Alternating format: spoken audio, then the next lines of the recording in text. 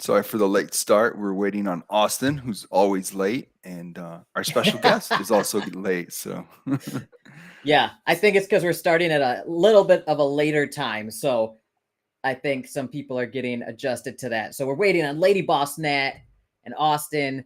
Enrique, how are you doing? I haven't talked with you in 2 weeks. yeah, it's been way too long, man. I Yeah, think with you being in Dubai, it was kind of hard to keep up, and yeah. I just been crazy busy to begin with, and then you being gone. So yeah, you still haven't told me all about your trip. So, what are the highlights from your trip, man? Since you went to Dubai and did that whole Project 79 thing, and went to a Man, conference too, right? yeah, I went to the World Blockchain Summit where I got to see a bunch of cool stuff, a bunch of cool projects, and I got to meet some interesting people. Uh, like Brian Legend from Seifu, I got to meet him in person, and I got a Well, hold picture. on. What's he like? What's he like in person? Well, he was very friendly, so I know he's a contentious character, but he was super friendly. He's always been nice to me online and stuff, and he was just as friendly to me in person. He's a funny guy, but they got kicked out shortly afterwards because people had been calling the Dubai police saying Seifu is a scam, Brian Legend's a scammer. So many, like, I don't know what happened, but a bunch of people called the police, and then the police called the hotel and the conference is like, look, we don't mess around with the police here. You know, it's Dubai. The police are intense, so they're just like, you got to go. And Seifu was a platinum sponsor, same level sponsor as Presend. So like they were one of the top level sponsors. They paid like really a lot of money for that position. So Brian Wow. was obviously really upset at that, and so right before he left, me and Drew Wolfer talked with him. Interesting watching Drew Wolfer and Brian talk. And then I got Drew Wolfer to take a picture of me and Brian next to each other. He's like 7 feet tall. Yeah, I And saw the picture. I'm like 5'5". So it's like it was really funny. But then they left. And I guess the World Blockchain Summit made a concession with him since he was a sponsor. And he's going to be then a platinum sponsor in Bangkok, Thailand, I think, in like a month or two at the World Blockchain Summit event there. So that's kind of the concession because I think Dubai and the UAE, they can be a little strict with the authorities and everything like that. So they don't mess around. They're just like, look, we don't want any trouble with this. You got to go. You guys can go to the Thailand one and have the same sponsorship level and everything like that.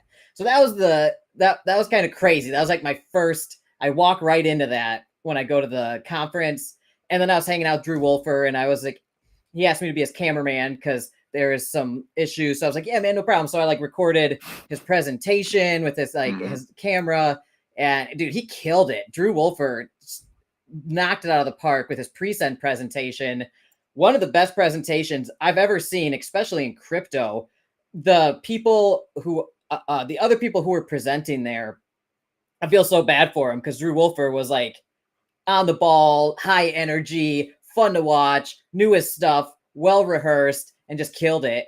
Hey, Serenity, thanks, man. And yeah, so Drew killed it. It was really exciting to watch. And the guy who had to follow him, I felt so bad for them because he was like low energy and just like, and like Drew was up there like just killing it, man. So anyway, that was awesome to see. And then I got to meet like Hash from Spring Game. Oh She's a yeah, Hash. super nice person. She's a sweetheart. So I got to hang out with her most of the week as well. And same with Jason from Warfi. He's a super cool dude. Really nice guy. He actually let me crash on his hotel room couch because I pushed my flight out an extra day and a half. So I like after the Project 79 team and everybody left, I wanted to explore Dubai without because we were doing work stuff basically the whole time we were there, and I didn't really get a good chance to just explore Dubai and walk around and stuff like that. So I was able to change my flight out like 2 days, but I didn't want to pay for like a hotel room because everything there's super expensive. And Jason was from Yeah, Warfi was going to be that there. saved you like at least $1,000, right? Dude, something like that. It was crazy. So Jason was there for another 2 days. I'm like, bro, can I crash on your couch? He's like, yeah, man, come on. So I crashed at his hotel room. He was super friendly and just like inviting. And We walked around the marina and we got these tattoos. I got Yabonks YouTube. It's a fake tattoo, everybody. Well, yeah, figured that. Sorry to burst the bubble.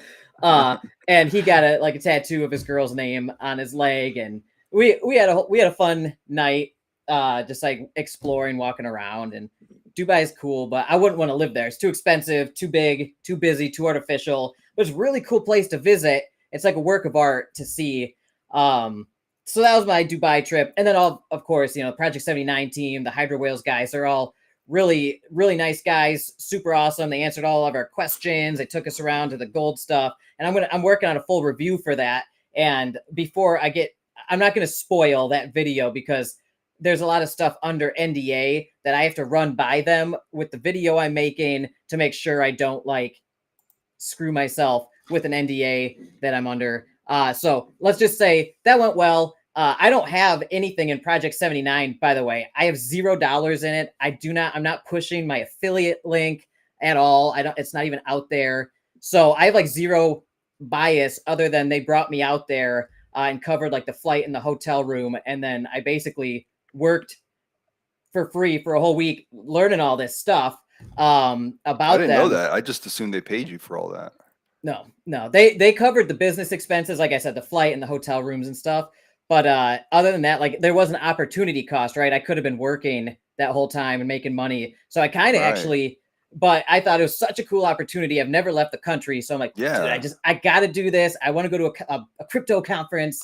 So I got to do all that. And then I'm going to, since, they covered the flight and the hotel room and all that stuff, I'm going to make a video detailing the whole thing. And I'm actually doing some follow-up research on what I learned there. I'm going to make some phone calls, global phone calls to some different agencies and stuff, kind of verify some of the things that I saw, in contracts and documents and the businesses that they work with that I met. And I want to verify some stuff now that I'm home in my office. I'm working on fleshing out some of that information to verify it even more as best as I can. I'm not a lawyer, right? I'm not, I'm not a forensic accountant or an auditor or anything like that. I'm just a YouTuber that people know.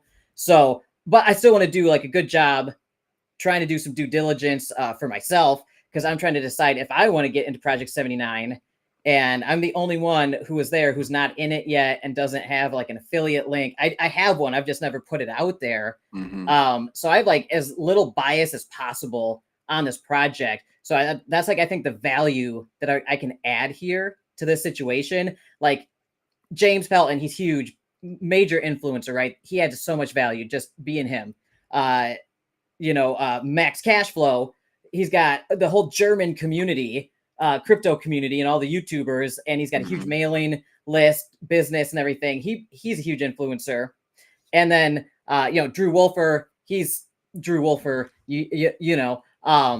and he's got Wolfer Finance and all those that are kind of linked in with Presend and Hydro Whales. They're all kind of friends at this point. But then there's me. I'm a small timer. I'm not a whale yet. I'm still using the secret. So I am so happy and grateful now that I am a whale. You know what I'm saying? Anyway, so I'm a small timer, right? That $1,000 minimum sacrifice amount, it's a lot for me and my DeFi portfolio size. So I really have to think hard before I put $1,000 into this thing. Well, let me ask you this, because it seems like everyone, whether it's so far, Serenity kind of mentioned it right now, Sarah, Nate, and they both had several comments about it. They're asking about it. So you mentioned some big influencers that are covering the project, but with a lot of the projects that kind of went downhill in the last few weeks, right? I think there was 3 big ones. They all had big influencers, huge influencers. No disrespect towards Freeway had the martini guy. You froze there for a second. You said, okay. I was wondering if you were the one that froze. Okay. You said okay. something big influencers. Okay. Froze. So okay, yeah. So you mentioned they have some big influencers, and a lot of the projects that just went downhill, whether it's Platform, Freeway, or the other 2 that recently had issues, they have huge influencers. And yes, James Pelton is a big influencer, but they had really big influencers. I mean, Freeway had the martini guy. I mean, he's one of the bigger names in all of crypto. And And so I feel like that doesn't make it safe. It helps it grow at first, but it doesn't really give it sustainability. So I guess one of the questions that I think, because Nate just brought up a great answer. It seems safer than yield notes. Well, what is safe these days with these projects? Like, I don't understand what safe is or what isn't. At the end of the day, if they're not bringing in new liquidity, how are they going to remain safe? So I think that's one of my concerns right now with all projects, right? And why I haven't done a single promo video in like almost a month, I think. It's because I'm saying no to everyone, because I'm just like, well, how can you deal with the big elephant in the room, which is bringing in new liquidity? So like a project like this one, Project 79, what is their answer to how they're going to deal with those kinds of issues? So the thing is, they don't have a token or any kind. They don't have a fungible token, and they don't have a non-fungible token. They have a sacrifice system where Mm-hmm.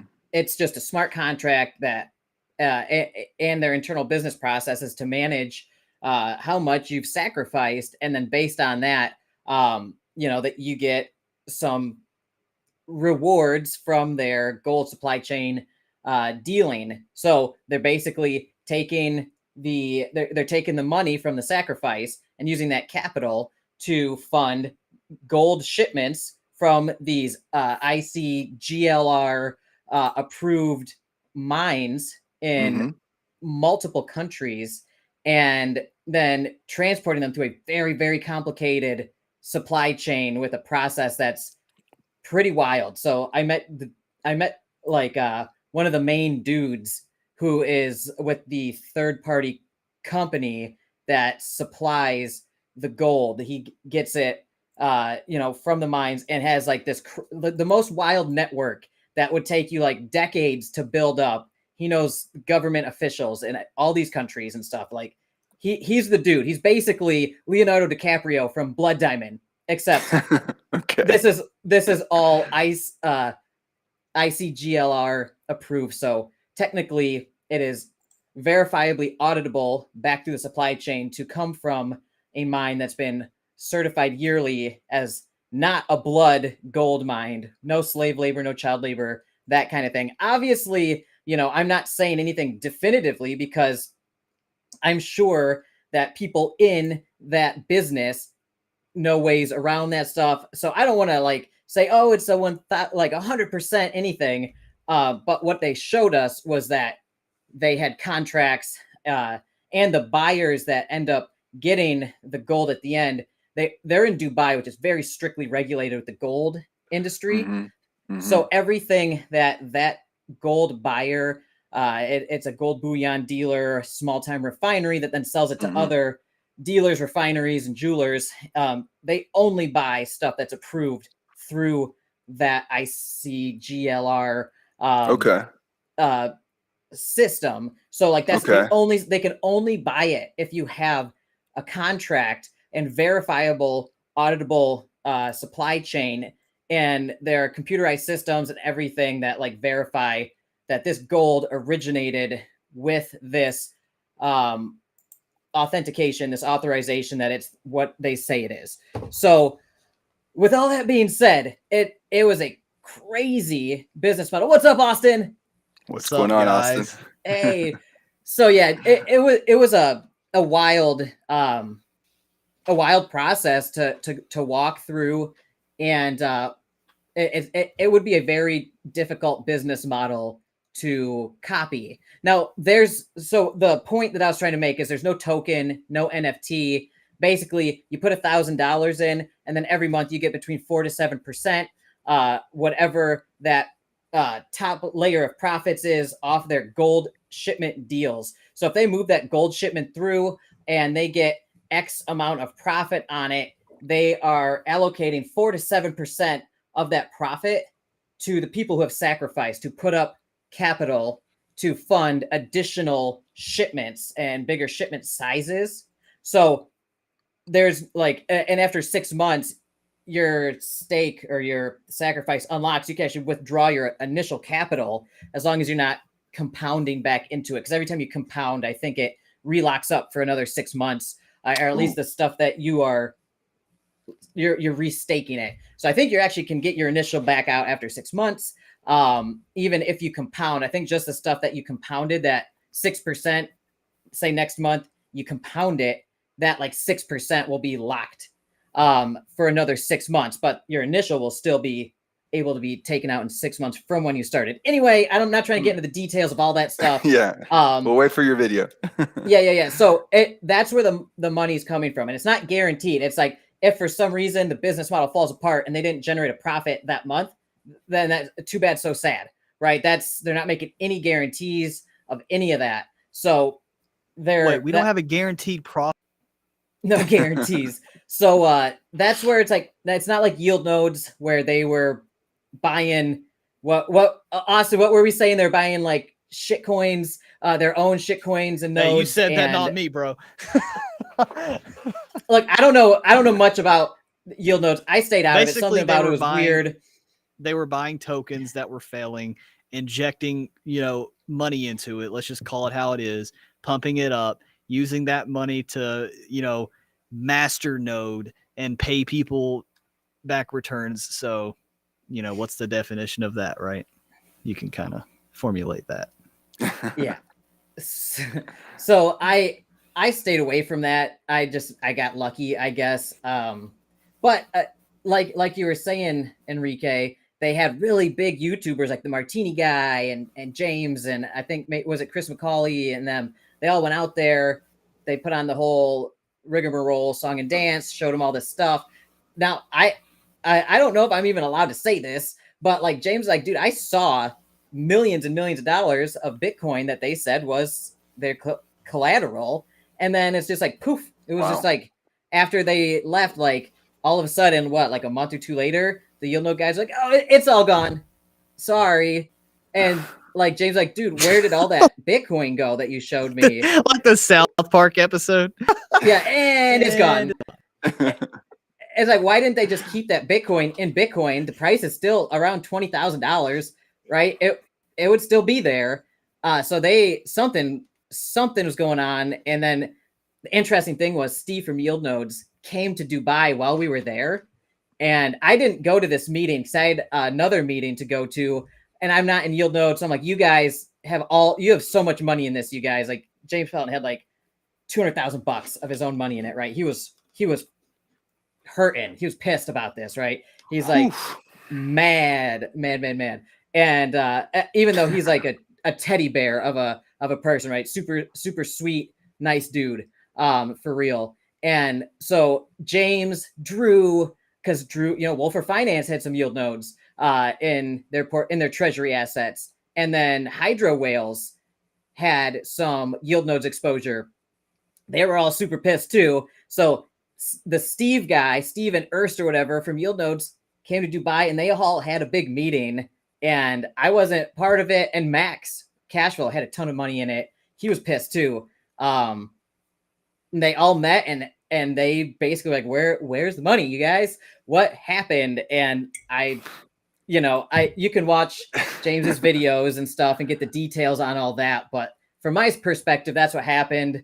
And so Project 79 is a little different from that, where they actually have like a legit business model, basically moving commodities, buying low, selling high.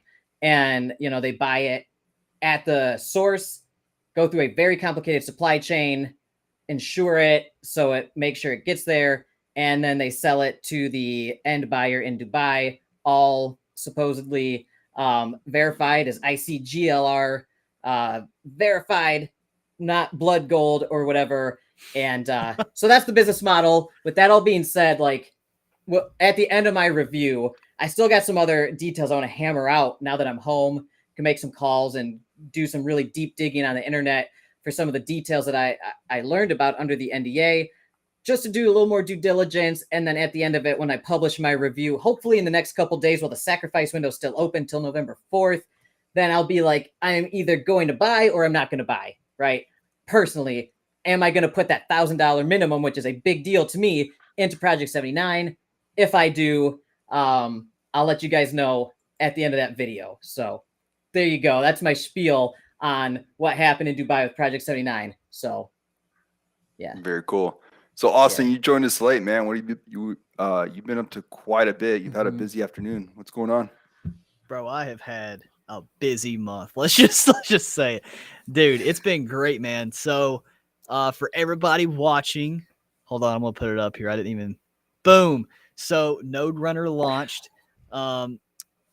We didn't really do a lot of marketing. We didn't do, a lot of we kind of kept it like I'd say half low key. But we're not a Ponzi project. Speaking of, yield nodes. So all Node Runner is we literally just launched today. We've been, I would say, pushing it out for about a month now, working on it for about 2 months. And it's exactly what's in the name. We are a fractionalized node thing. And you're going to be like, well, isn't Drew Wolfer doing that? Isn't Hydra Wells, Ace Miners, aren't they all doing fractionalized? Well, what's different from us, okay, first and foremost, is we are a private opportunity. This isn't open to the public. You have to be a part of the Cardinal crew in the Cardinal House. So that's what Pocket Aces was referring to down there. He said, I almost own part of a DAG node, is because, yes, we are first starting out building a foundation in DAG Constellation, where I've been telling everybody how bullish I am on Constellation. So we're getting a Constellation node. Another thing that makes us different is we only 20 grand. We're literally over it already. Like, it's freaking crazy. Like within a little over an hour, I think we're almost fully minted. Like, yeah, it's nuts. I was there. I snagged one, and I was going as fast as I could. And get one? I was like, nice. I was literally there in real time as it was happening. And by the time I snagged one, over 100 of them had already been minted. I was like, oh man. So what's that? What are they going for? 200 of them? Yeah. So it's 200 NFTs, $100 a piece, 20K. So literally just enough for one DAG node, because we're starting small. We're not starting out with hundreds of thousands of dollars, because we want to show people that we can actually do this first and give distributions before we even start playing with hundreds of thousands of dollars. And also, it also gives people the benefit of, if I just now heard of, say, Presend or Wolfer Finance or Hydra Wells, if I just heard about that, but I'm like, wow, that's an amazing project, which they all are. I would have to buy at a premium because they've all been minted out. So I would have to go to the secondary market and pay, Jesus Christ, all of these NFTs are super, super expensive. And that would cut into my ROI, because when they did their mint, say, and I'm not saying they promised any returns. I don't think any of them did. But say, let's just, for hypothetical, Hydra Wells is going to be giving a 10% APY. I don't know. I don't know what even if they marketed that, but you would have to now get double the price just of mint launch just to realize that percentage. So that would eat into your ROI, versus where we're doing this slow scaling process. You're still going to get the same projection that something like a node validator, which is around 9 to 10% APY at current prices. Go look at the chart and you can see why that's going to be crazy in a bull market. But you can see that at current prices, we're getting roughly that APY, and you'll be able to get that as we scale. So if, the token goes back up, which if we're all bullish on Constellation, it will, you'll get definitely more. And then as we scale, so say in phase 2, we mint 2 DAG nodes, which is 40 grand. So every one NFT represents that fractionalized of those 2 DAG nodes. Well, now you're getting 9 to 10% APY on whatever that first phase of NFTs are. Plus, now you're going to be getting another 8 to 10 to 9, 8, 9, 10% APY on DAG, if it's still DAG that we choose to do, because we're going to be going to all kinds of different validators on the next round. Okay, so you don't have to sacrifice your ROI by getting in very late on a secondary market. So interesting. That's really what Node Runner is about. Can I ask you something? Something I was confused about is with the reward claiming process. So in the documentation, it said you go to the website and you claim, and your rewards will be there in Matic on the Polygon network.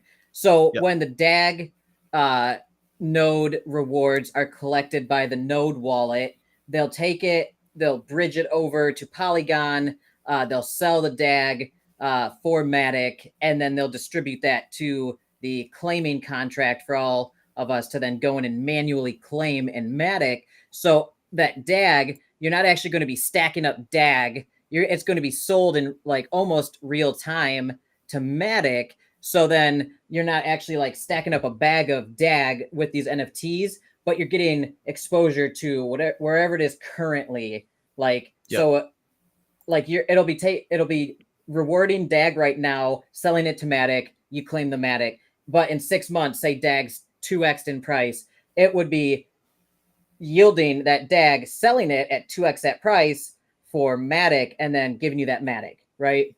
Right. And okay. Right. And and there's two main benefits of why we're starting now versus, because the main reason why we can't give a DAG, which we would love to right out of the gate, is it's not EVM compatible. So we can't just simply airdrop you DAG like we could BNB, Matic, whatever. So if there's two situations here where we will be able to in the future. One, they fix that and it does become EVM compatible, or some way that we can airdrop you DAG or wrapped DAG or something like that. Or we have a potential, we can't say anything. That's why we haven't promised it. We have a potential really cool partnership with, I don't even know if they want us to give their name. I don't know. I'm just not going to say it here. But we have a potential partnership where this probably is going to fix the issue very, very soon, if not later. And that's going to be literally amazing. But you know, that's the two, we want to get ahead of this now. So the Matic thing, I foresee being a very temporary thing, but we're all bullish on Matic anyways. And we're not telling you can't take your Matic distributions and then go open your own Stargazer wallet to then buy DAG, because the main problem of why we can't do that is, if I love giving Kadena hashing as an example of, if you get into Kadena hashing, which is another revenue share NFT project, you have to get a Kadena wallet and then they airdrop you the Kadena when those miners mint the Kadena. That's great. But for us, where we're private, we're not public, you have to have a Cardinal Crew membership. And that Cardinal Crew membership is tied to the address that you mint the NFTs for. So you can kind of see how this will be a logistical nightmare. If you get a Stargazer wallet, we have to cross-reference your Stargazer wallet to your MetaMask wallet that is holding the NFT, and then making sure that wallet is connected to your Cardinal Crew. It would be crazy. We don't want to play with people's money. We're going to make it Matic until we get that EVM compatibility issue solved, which will be, I don't think it'll never not be solved. It'll be solved in the future. So yeah, that's where we're at with that. Do you think they'll ever airdrop the Matic automatically to your wallet rather than having to manually remember to go claim it? That maybe could be a thing in the future, but the thing is we want to give the people the ability to, if you just want to set it and forget it, you can go and claim your Matic whenever you want. But the other thing is, in the future down the road, we're going to give possibly the ability to compound instead of maybe claiming 1 month. So if everybody wants to, instead of just, claiming or getting airdrop, maybe they're like, okay, this has been running flawlessly. This is awesome. I don't need the money right now. Let's just go and compound like a lot of projects do. We're going to just compound it instead of claiming it. Obviously, it's going to be a vote for all the NFT holders, and then boom, we'll just leave it there on the dApp. So, I mean, yeah, it could be, but we want it to, we think probably the claim/compound feature will probably be better long-term. Okay. That makes sense. And, scams, right? We could, if we get super popular, we could have scammers down the road say, hey, check your airdrop. It's Matic or something stupid, right? It's like Cardinal airdrop token. It's, people could possibly get scammed for airdrops and all that. So we don't want to deal with that. Hey, so you mentioned Constellation. I want to show something kind of crazy real quick. You're going to love this. It's pretty good for DAG. Let's see. I'm trying to share my screen. All right. So real quick, we'll look at Constellation. All right. So that is basically on the 1 day chart. Look what that looks exactly. And I do mean exactly like. Oh my God. It's to a T. Like, I am kind of blown away. Like, it is just, I mean, like, it is literally the exact same chart. Like, there's really nothing different about it. And so what, and, that's just insane. So yeah, you know what's even crazier about that, Enrique? Yeah. So you said that's the 1 day. Compare that to literally 9 of what their chart looks like.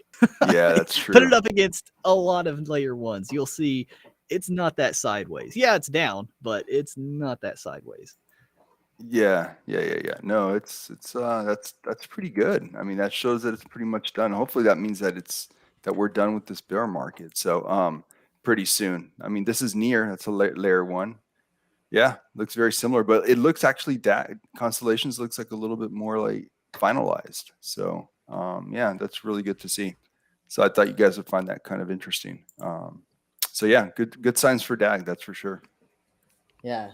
Yeah, I'm excited, bro. It's gonna be great. Dude, where's Nat at? I thought she was coming on.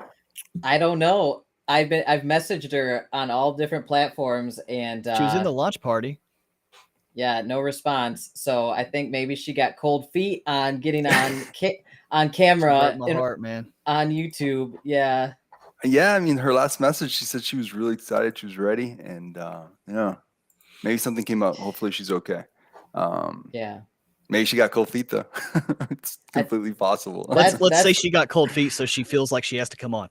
Exactly. Yeah. She got cold feet. That's what happened. She heard Austin was coming in after all, and got scared. Oh man, bro, how have you all been trading wise? Because I'm telling you, I'm learning from my buddy. Shout out to Cyril. Cyril, he's an amazing guy. He's the founder of Parrotly You hung Finance out with them, and right? Only Burns. Yeah, we did a meetup just last weekend. Dude, this guy is, bro, he taught me, and it's so simple too, by the way. It's not anything crazy. Dude, I've been loving it. I've been loving trading. He's super smart, dude.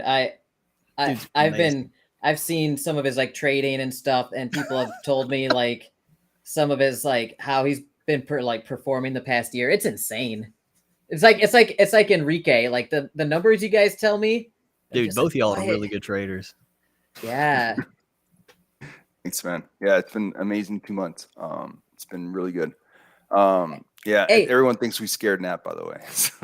Yeah, probably. No, Cam cracked me up. He said she's probably still trying to swap USD on Rubik. Cam said it took him an hour to go from MDB to USDC to mint Node Runner NFTs. An hour. Which again, bro, I'm telling y'all, I'm not trying to hype this up. This partnership we have potentially will solve all of that. Like, dude, I'm so pumped. Dude, Cardinal House, we're doing some pretty crazy things. That's fantastic. We need it. The space needs it. So all good. So yeah. And Lady Boss Nat, didn't she just join the team over there? Yeah, she's an official. I'm not like a head moderator or anything, but yeah, she's like a head community manager or something. Yeah. Where is she? What is happening right now? I know she's everywhere. It's at the time she's gonna come on. And I would want to call add everyone in every project. I would call her on my cell phone. I actually have her cell phone number. However, I forgot to use cryptorefills.com to top up my prepaid plan. So I don't have phone service currently. Dude, is that not the best thing in this entire world? Like crypto refills, bro. Oh my God. I love it. What is it? I've never heard of it. Stop. Really? No clue. You can live your life, Enrique, with crypto through cryptorefills.com. This isn't sponsored. We sound like salesmen right now, but we're really not. Just go look it up. You can buy any gift card your brain thinks of almost. You can go on vacation with gift cards. You can get a flight. You can get groceries, Amazon. Oh my gosh. All my girlfriend. All my groceries, all the food for my family and the animals basically here, all the stuff we buy in Amazon, just like boom, $500 Amazon gift card, boom, like it's crazy. So really, you got BUSD or something or whatever, you just connect your wallet, boom, you got that gift card. The fees lately have been like 1 penny. So for a $500 Amazon gift card, it's been like $500.01 in BUSD. Yo, what's up, Austin? Amazing. Lame Hillbilly, the other Austin. Oh, yeah. Yo, Lame Hillbilly has a great project coming out. Yeah. It's not coming out. It is out, right? It's out. Right? I've actually got one of them for myself. One of the Walrus Anglers Club NFTs. I like the $100 price point. So like, that's why I like the Cardinal House one. Like that's within my range. I can justify that. Like, boom, I got one of those. Boom, got one of the Walrus ones. I'm actually, my next giveaway contest is a Walrus Anglers Club NFT that Lame Hillbilly hooked me up with. So today I am picking the winner, by the way, of the pre-send NFT giveaway that I've been running for like 2.5 weeks. Because I was in Dubai and that was just like out there. So at the end of this thing, maybe in like 20, 30 minutes, I'll pick the winner of the pre-send NFT giveaway, and then I'll announce the Walrus Anglers Club NFT giveaway. How much is a walrus? $100. 12 of them. So there are 4 minting phases. Mint phase 1 is like what, 2,500 NFTs, and they're each $100. Phase 2, though, they're $125 for the next 2,500. Then they're $150, and then like $200 or $175 or $200 for the last minting. However, if you buy one of the initial mints right now for $100, you actually get the $100 price for each phase of minting. So since I got one at $100 for phase 1, that means phase 2, 3, and 4, I can buy them at $100 every time, even though other people will be paying $125, $150, $175, or $200 or whatever. So yeah, I want to have one of each. Like I want to have one of each of these mining exposure NFTs, because then it's like diversification. If one of these projects falters or something, then I'll have other ones still going. Instead of going all in super hard on one of them. Yeah, great hash rate for NFT. Yeah, I agree. We can have Lame Hillbilly with Frozen Walrus and freaking partnering here with Node Runner, bro. Perfect diversification. You got Kadena, you get exposure to Kadena, Ace get Miners, exposure to DAG, bro. Ace Bro. Miners. Yeah, Cyril's in the chat. What's up, Cyril? Cyril's the guy I was talking Cyril? about. Yeah, the master man. trader. His That's ears his were YouTube ringing. channel as well. He has if y'all go to Cyril's YouTube channel, he has really good videos of literally what he taught me. So if you want to understand what it's all free. You don't have to pay for it or anything. All right. And to the 19 watching right now, if you haven't, those that are subscribed to me, definitely subscribe to Austin and Yabonks and all the way around. And thanks for watching, guys. And yeah, go check out Cyril as well. So Frozen Walrus, are they all minted? They're all sold out or not yet? Good question. I haven't checked since I got back from Dubai. I've been, because I remember Brando was thinking that if it didn't sell out, he was going to make it sell out. I remember he said that when he came on our show. Yeah, he said if they got to a certain point, he was just going to buy up the rest of them. So let's see if he made good on that. Well, he's been traveling, so with Only Burns. Cyril, I still don't really understand what Only Burns is. I will have to sit down at some point and have a call or something, because I get so many projects coming at me all the time. It's so hard to like keep track and be like, all right, I have to focus the small amount of time I have on this specific thing, and that's it. Like, yeah. Okay, no, so I literally just did Twitter Spaces with him. All right, nice. Nope, I'll have just to check hit that out. 1K this morning. Okay, yeah. So when I did my AMA with Frozen Walrus about these, I think they only had like maybe 400 minted at that point, maybe like 200, 300, or 400. So since then they're up to 1,000 now. So that's pretty good right now, considering that's what, like $100,000, and I think they have to get to 1,800 minted to hit their purchase order amount for the Kadena hash, the KA3 miners. Actually, I think it might be less. I think Austin said, I think even 1,000. Hey, Lame Hillbilly, if you're still listening, what was that minimum amount of the NFTs you needed to mint to hit your purchase order amount for the KE3s?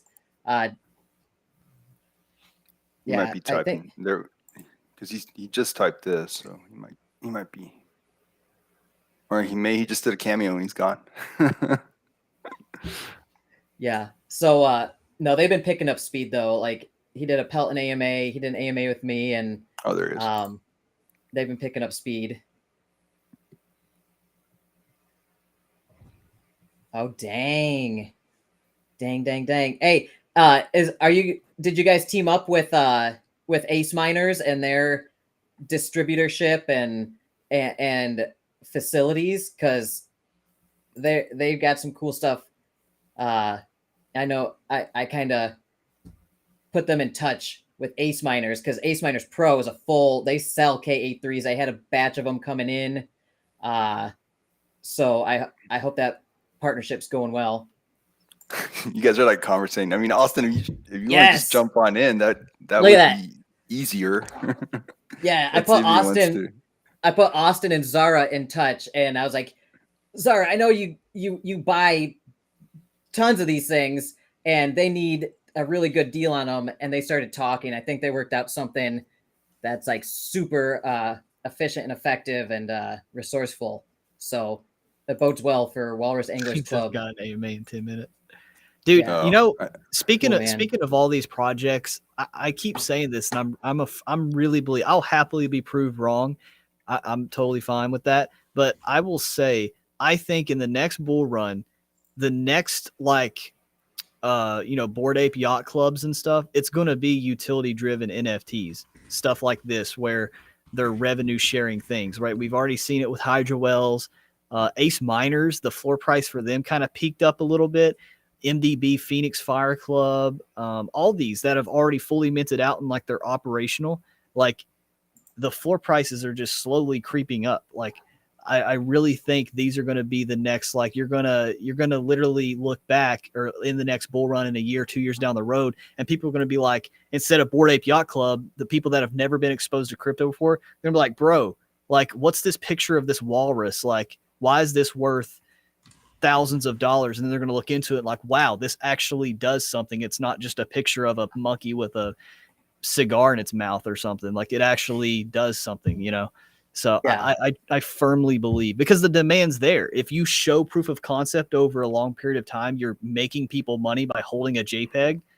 Who's not going to want to have that? Like it's just going to be inevitable. Did you guys make a Consistent lot of money. money with NFTs last bull run? Either one of you? I didn't never touched NFTs. I had never touched them either. Like it just seemed so weird back then. It was Same. it seemed super random, right? Like to me, I'm like, oh, this is like money laundering schemes, basically. That's what I thought was going on. Yeah. They were either Ponzi schemes or just bull.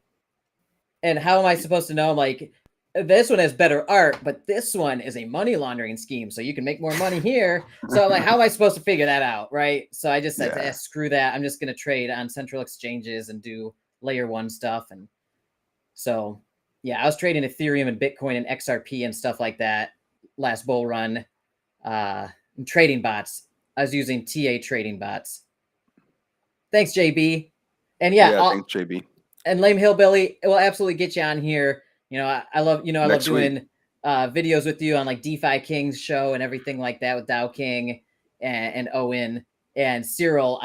You would also be a good guest to come on here. We could talk about you and Enrique. I want to see you guys talk TA nerd stuff. I think that'd be fantastic. Yeah, anytime. Yeah. I think I've had the 2 best months trading I think ever in the last couple months. It's been pretty good. Oh no, we lost Austin again. What is so what is 2 months? What does your best 2 months of trading look like? What does that look like for Enrique? If you don't mind my asking. I'm not gonna say. Cyril, Okay, Cyril, if you're still watching, give me permission to tell you your P&L on camera, because he showed me that last weekend, like he pulled up his MEXC app, and I was like, bro, are you investing into a DGEM project right now, or is this you? Oh, there we go. He just dropped it. But yeah, I can confirm what he's saying in the chat right now. Nice, dude. I like to know why he Damn. trades on MEXC.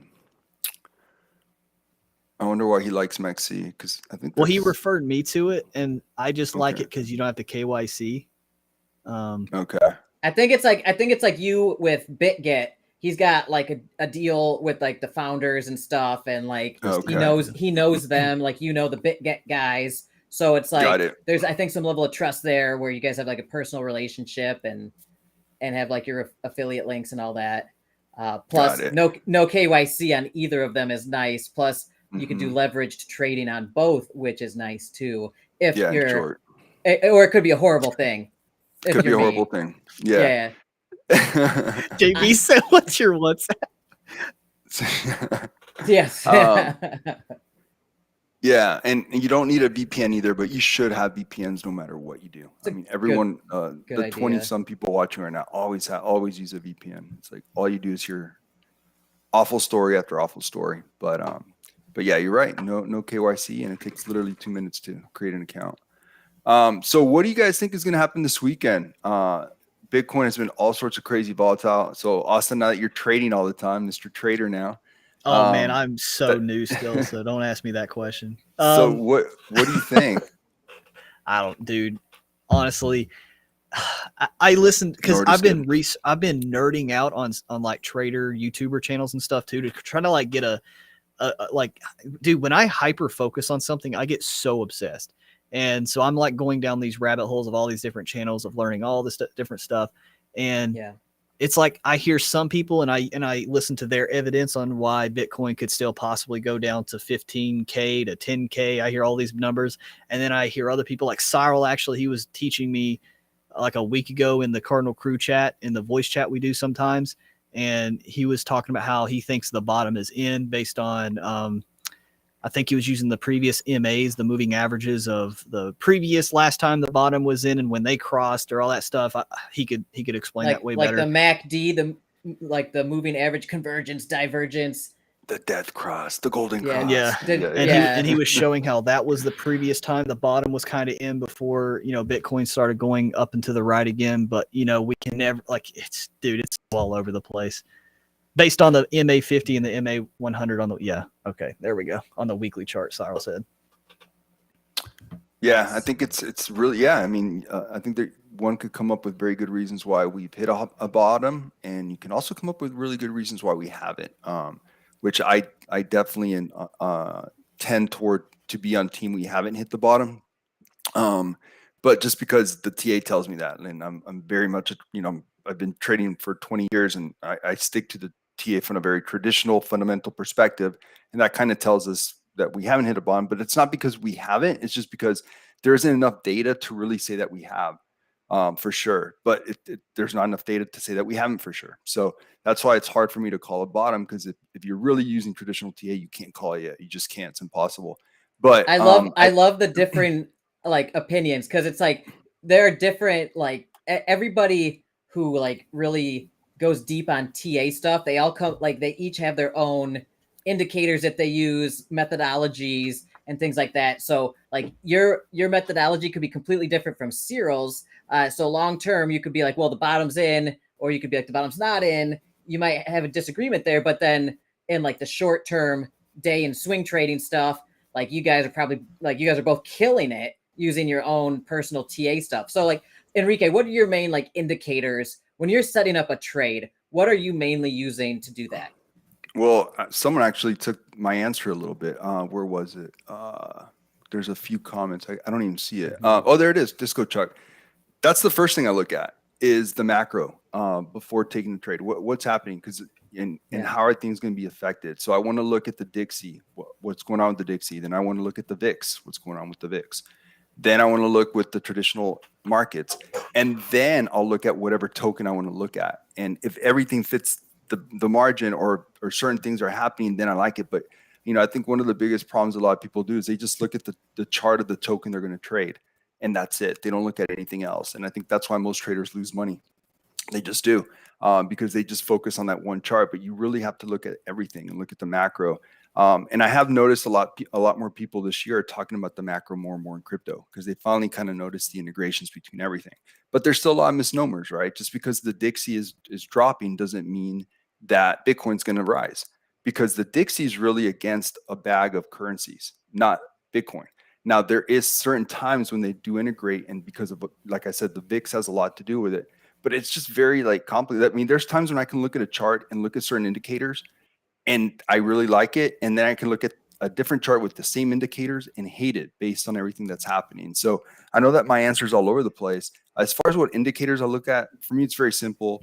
RSI, MACD. I don't really look at moving averages that much lately, just because of the fact that right now we're under a state of an umbrella of quantitative tightening. And for all of Bitcoin's history, because Cyril said, well, it's always been that way with Bitcoin. Yeah, but it's always been for Bitcoin via quantitative easing. So here we are under this environment of quantitative tightening. So if you use the same metrics under an environment quantitative tightening that you do based on quantitative easing, you're going to lose because you're not, it's apples to oranges. So that's why I don't use moving averages that much right now, because I think that gets affected. And if you look at a lot of the main charts, you're going to see that time after time right now, the moving averages have not been holding on its support like they usually do. And I think that's why, because you got to take into the fact that we're under quantitative tightening. So I know I gave a very long-winded answer, but the short answer of it, I keep it simple, guys. MACD, RSI, and then just look at all the other charts that I talked about.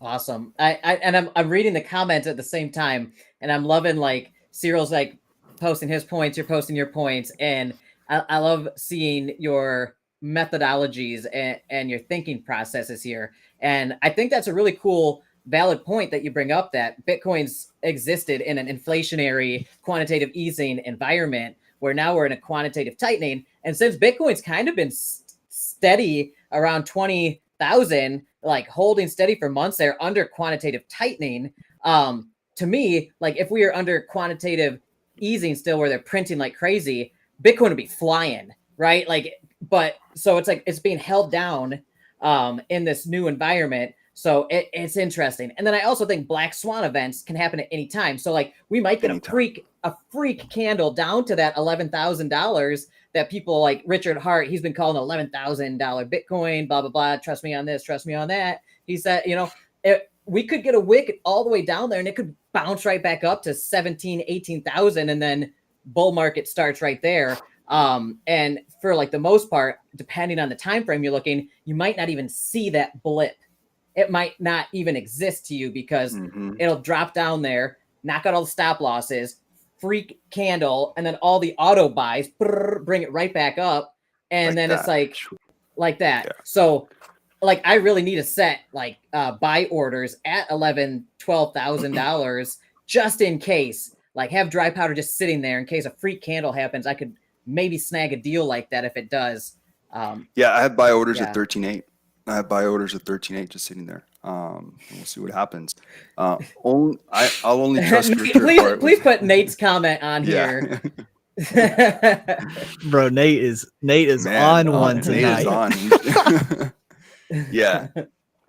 Well, it's funny because this Dirk Van der Ville guy, he said top advice there with an emoji pointing, and then Nate like perfectly put that there. Love it. But yeah, I mean, I think what was I going to say? Yeah, but as far as this weekend, I really don't know. I mean, you know, another thing that I've noticed right now is that the markets, even Bitcoin, even Ethereum, they're so liquid right now in comparison to where they usually are. And it's even worse on the weekends. So on the weekends, you just have these crazy volatile movements where things get, you know, moved around pretty good. And you have to be really careful on the weekends right now. It's just so incredibly illiquid. And, you know, you guys are talking about Richard Hart. I mean, hell, Richard Hart could probably move the market a little bit if he wanted to. There's no telling how much Ethereum and Bitcoin that guy owns. It's insane. So yeah, I think it's a tough time right now. I think that depends on how much people sacrifice for Pulse Chain. What? Oh shit! I heard the Hex has been doing pretty good lately. Really? We should take a look at that. Yeah, I heard that it's done pretty good the last like week or so, or couple of weeks. Heard good things, but I haven't even really looked at it. So Austin, for you being kind of new to trading, do you not trade the weekends because it's so crazy, or you're just kind of like, just depends? So what my sensei has taught me, Sensei Sarl, he said, I mean, and basically, I mean, this is just basic rule of thumb. For one is if I make it like a really good successful trade, like minimum 2-3% a day, like I'm out. I'm trying, because I got burned the first couple of days when I was being greedy, right? And that's where I think a lot of people lose on trading is they get greedy because they won a couple trades and then they keep going until they lose a bunch of money, and then that makes them lose money trading. So on the weekends, I mean, I think I traded once last Saturday, I believe. But basically, once I see something forming, which like weekends are pretty volatile. But he basically told me, you know, wait until you have something forming and let the trade come to you. Don't get into a trade just because you want to make money that day or whatever. Because You want to have a sweat. Yeah. Right. You don't want to sweat on it. You don't want to do anything. So I've seen there's 2 or 3 picture perfect bull flags that happened this past week. And I mean, every single one of them, I did exactly what he taught me, and it's worked perfectly. But I don't think, I've only traded like one Saturday so far in my 2 weeks of trading so far. Well, I had a crappy last Saturday because I was short on Aptos, and I woke up and I was like, oh, like I got stopped out, but I mean, it was a huge loss because Aptos just went nuts on last Saturday. But notice how it happened on a Saturday, right? Where like Nate's saying right now, it's easier to move tokens because you don't have the same volatility. So I should have, I should have maybe not had such a big short. And then luckily I opened up another short, and then Aptos finally gave a lot of that back. So I got some of my funds back, but still, I'm still down. I'm still down over 5K on my Aptos trades because of that. Because I got stopped out on that one trade on a weekend. So that was really frustrating to see, especially with Aptos. For those of you that I'm sure have been kind of talking about it, looking at Aptos, it's ridiculously overvalued still. There's like very little ecosystem. There's like very little transactions, very little happening. And it's fully diluted market cap is higher than DOT. It's higher than Matic before it dropped last night, which is pretty insane. Think about that, guys. So that Bro, what the heck is Aptos? Can we just talk about Aptos? I keep hearing about Aptos. I don't know what Aptos is. Okay, so it's a new layer 1. Aptos? It's a new layer 1. It got really hyped up because these guys were really from that Facebook project. I think it was DM or something like that. And due to regulatory issues and I don't know what else, after Zuckerberg spent like $100 million on it, they had to let go. So the team basically decided to leave Facebook and kind of see if they can get a bunch of VC money. They got a bunch of VC money. So they were able to kind of get it up and running, highly overvalued. I think it got, the VC money was like valued at like 2 billion. Maybe DK can keep me honest, which is ridiculous. And now here we are, like, I haven't checked it, but I think it was like 8 billion or something like that. Right. So, keep in mind that Matic's diluted market cap is like over 9 billion. So they were over Matic as of last night before this drop, and they're over DOT. Are you kidding me? With everything that DOT's done and that big old ecosystem that they have. So DK saying Aptos is the big short in 2023. Especially in 2023, because that's when the first tokens release is going to happen in October or November. I can't remember which month. So that's going to be something to take a look at. Because they're just going to, the circulating supply is going to, DK saying it's going to double. I didn't realize it's going to be that high that 1 month. But bottom line, I guess maybe he's saying month after month after month. So bottom line, in late 2023, you're going to see all this sell pressure on Aptos. That's going to be crazy. That's going to be crazy. So, so, I mean, it's going to be one of those things where you should probably always have some money on a short, on shorting Aptos, because you're going to get is this a coin that's on like a centralized exchange too short and stuff like that? Yeah, I mean, I've been shorting it, but like I said, I'm down over 5K shorting it because I got so you just go somewhere like on trade. So you just go to like BitGet? On BitGet, yeah. Okay. Yeah. Cool. Yeah, and guys, for you guys looking for an exchange, definitely use my affiliate link. It's on all my videos. It's use my affiliate link on Mex. No, I'm joking. Or use both. But yeah, I think Aptos is just so unclear. Oh, by the way, so you said what is it? What makes it special, right? So it competes with Solana, and it competes with Near. But Solana and Near are based on this language called Rust, and the language that these guys came up with at DM, well now Aptos, it's called Move. And it's supposed to be a lot more ahead of its time as far as security.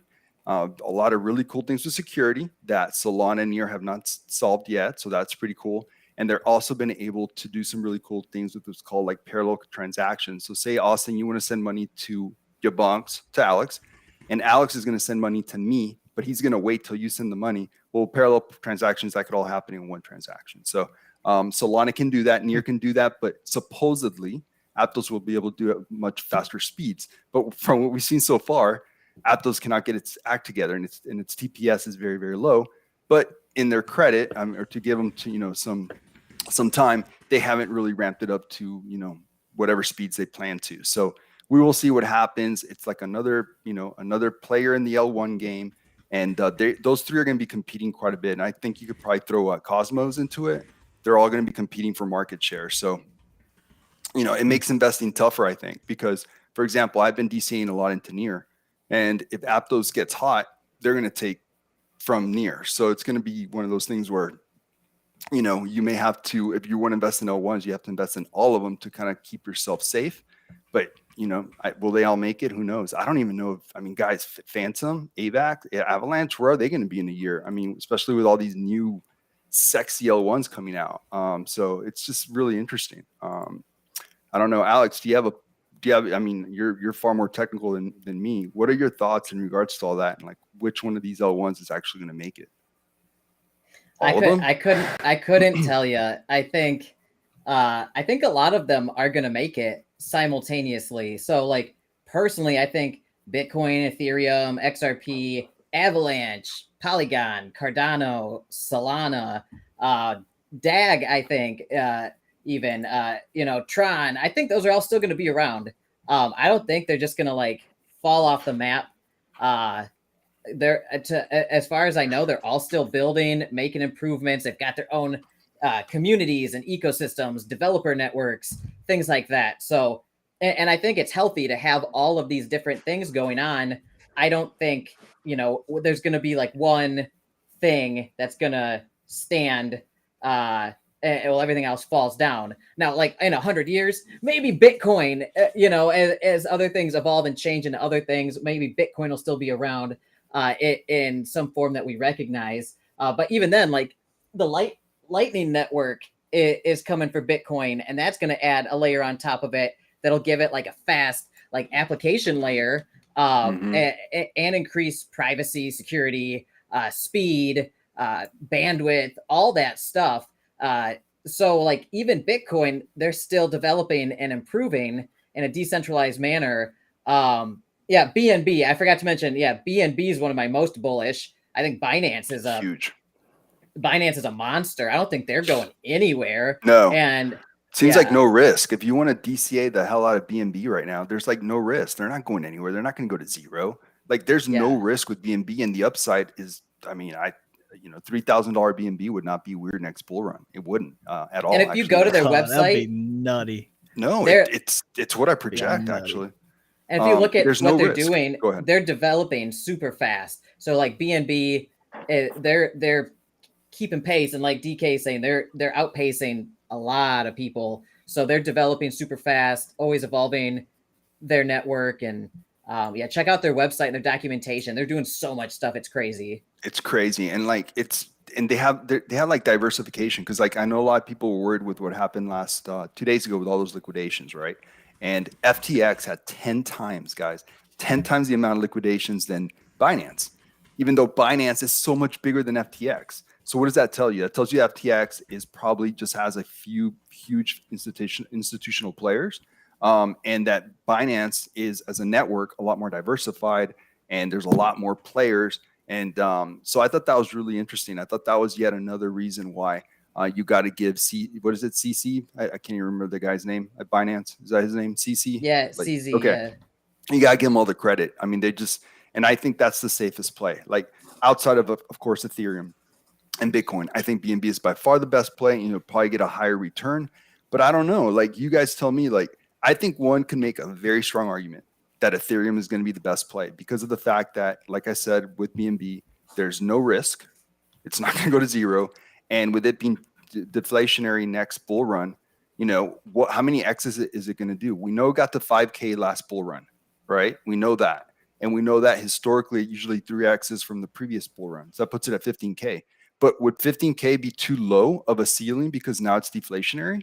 I don't know. Like, you guys tell me. When it's like, if you look at this, really good to look at if you want to see, like, as far as like how the merge is going with ETH.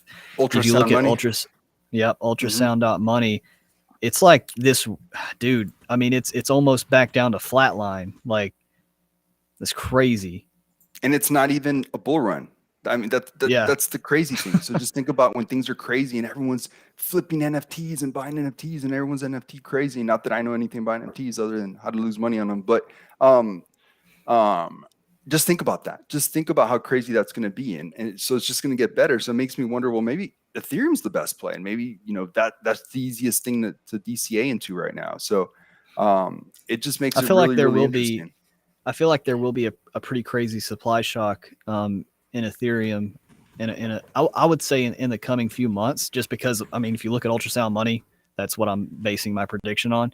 Because a lot of people, if you look on the history of like merges or halvings or anything crazy that like people expect like a major pump to just randomly happen, they never do. They usually happen a few months after the action initiates. Like you'll have the sell the news event where something initially will kind of pump up, like what Ethereum was, where it gave like this little scam pump based on the merge. People made a little bit of money on it, but the actual true ramifications of what the merge is going to be happening, I believe in the next coming months we'll see. I mean, we're about to hit this flat line where you're going to have a sell the news event, but then you're actually going to have a true supply shock event where we're going to see some crazy stuff happening with Ethereum bullish wise. So that's going to be pretty cool. Yeah, I can't wait. I'm sorry, you guys. So I know Nat's not coming. I'm talking to her and she's not joining for some reason. I think she got cold feet for real. Man. So, but I have another person that I've been wanting to bring on the show. This guy named Simon. He's talked in front of like the UK Parliament. He's like a guy I met in like everyone's invited. Like, I mean, DK's here. Whoever wants to jump in, just jump in. This guy's fascinating to talk to. All right, I'm gonna bring him in. He's just like an interesting character to talk to. His name's Simon. He's talked in front of like UK Parliament multiple times, and he's a character. So I'm just gonna. He's like, hey, yeah. So I don't know. You've probably talked to him in Kyoto's Discord, you guys. I don't know if you've ever talked to him, and yeah. So anybody wants to hop in here since Nat's not joining, I am open to whatever. See you, Nate. Also, yeah, have a good weekend, Nate. See you, Nate. Thanks for the funny comments, man. Yeah, that was funny. I'm also going to be bringing up, bring your goat, Yabonks. He is, the goats aren't allowed inside the house as much as I want. Get a camera that you can stream and have the goat have its own like camera here on the stage. It's a good idea. So we do have goat a pig cam. We have Piggle cam. We've got goose cam, but I don't have the range to the goat pasture. I could probably run some Cat 5 cable or something and get it working, but that would be good. So you sent the link to Simon? Yeah, I don't think he's coming on this week. Okay. Yeah. Week. Okay, but I want to bring him I was sitting here like waiting for him to come on now. Yeah, I was too. Yo, and also shout out to Cam. I see him in the chat. I got to meet Cam this weekend. I got to meet Cyril this weekend, like half the Cardinal team, some actual Cardinal team member or Cardinal crew members. Oh my bro. Such a great meetup, man. We had such a good time. I saw the picture. That looked like a blast. It was so fun. Okay. Now that you met them in person, is there anybody that you met in person who is different than how they are online? Not really. I feel like everybody I've met, I mean, obviously I didn't expect like I haven't really talked to Cam as much as I would like, the Cardinal team and Cyril and all them, but it was so fun. Yeah, dude, I haven't laughed that hard. It's so funny, bro. But yeah, everybody was pretty much the same. I feel like that we met online. I haven't really talked to. We got this dude. His name's Burb TK. He's in the Discord. I don't know if he wants me to give his real name or whatever, so I won't. But he was cracking me up too. Good guy. Wait, who was that? Burb TK. That's his Discord name. He's one of the Cardinal crew members. Gotcha. Who else was there? We had Kurt. Kurt surprised me. He I don't know if he wants me to say it. Never mind, I won't say it. I can't say it. No, don't say it. He doesn't want you to. I don't know. I don't know if he wants me. It's so funny though. Have the goat lick your nipples. Is Cam as jacked in person? Bro, Cam is jacked, man. Cam is jacked, and he also is secretly extremely good at mini golf. but very bad at laser tag. Well, it can't be great at everything. Yeah, I can't. Dude, Yeah, that just wouldn't I've be never fair. heard of this before. That we did an outside laser tag. I've never heard of it. It looked like an airsoft / paintball setup, and it was so freaking fun, dude. It was awesome. Nice. Where'd you guys meet up, if you don't mind my asking? I know I was actually invited to this, but I couldn't make it because of the Dubai trip. Yeah. But I remember getting the invite a while back ago, and I really wanted to go. It was Pennsylvania, Hershey, Pennsylvania. That's right. Yeah, because when I saw the invite, I was like, oh, where they make the chocolate. Yeah. Nice. Yeah. Funny enough, we never actually done anything like chocolate wise, but My dad, he worked on that Hershey chocolate factory as a civil engineer. He was one of the lead engineers on that project. It was a multi-$100 million build out, and he was one of the lead engineers in charge of that project. And they used to fly him in a helicopter between Pennsylvania and Ohio so he could go to the site, and he would come home with giant baskets full of chocolate for our family. Hey, I want to hear the answer to this question from DK. Cam, are you still doing that project KB Omniverse? Oh yeah. Yeah. oh, tell he us. isn't. He isn't. He's not. He's not. Oh shit. Is that project still going? Yeah. No, we Okay. no, but he's not a part of telling me that at the meetup. Okay. It's kind of in in flux right now. Okay. I'll let if Cam wants to share info, I'll let him. But yeah. Oh shit. Oh, good stuff. Good stuff. And Go my ahead. gosh. Sorry, I cut you I was off, just gonna Alex. Go say, ahead. like, I hadn't heard about that project since that whole drama happened. Yeah, and Cam was just like, That means no. yikes. Yeah, exactly. That's what I was Yeah. thinking. That's funny. Oh man, That's funny. it stalled out. It was a cool idea, honestly. Like having a whitelist marketplace, that was a good idea. Having like into people who want to grind for whitelists and then sell them to make a profit, whereas like people who don't have time to grind for whitelists could just buy them for like a premium, like pay $50, get a whitelist spot, and then somebody literally in a different like cost of living area, like in a different country, could literally grind out a living just shilling stuff to get these whitelist spots and selling them on the marketplace. Like that's decentralized finance. Like it's beautiful. But I think it was an interesting idea. I think it's a good idea. It just had bad execution. I think the tokenomics execution and the PR around the whole project just kind of exploded. There is this. I agree with that, DK. I totally agree with that. Not in a bear market. Yeah. Mm-hmm. I did want to state that like I have really I have a different appreciation for that kind of grind now.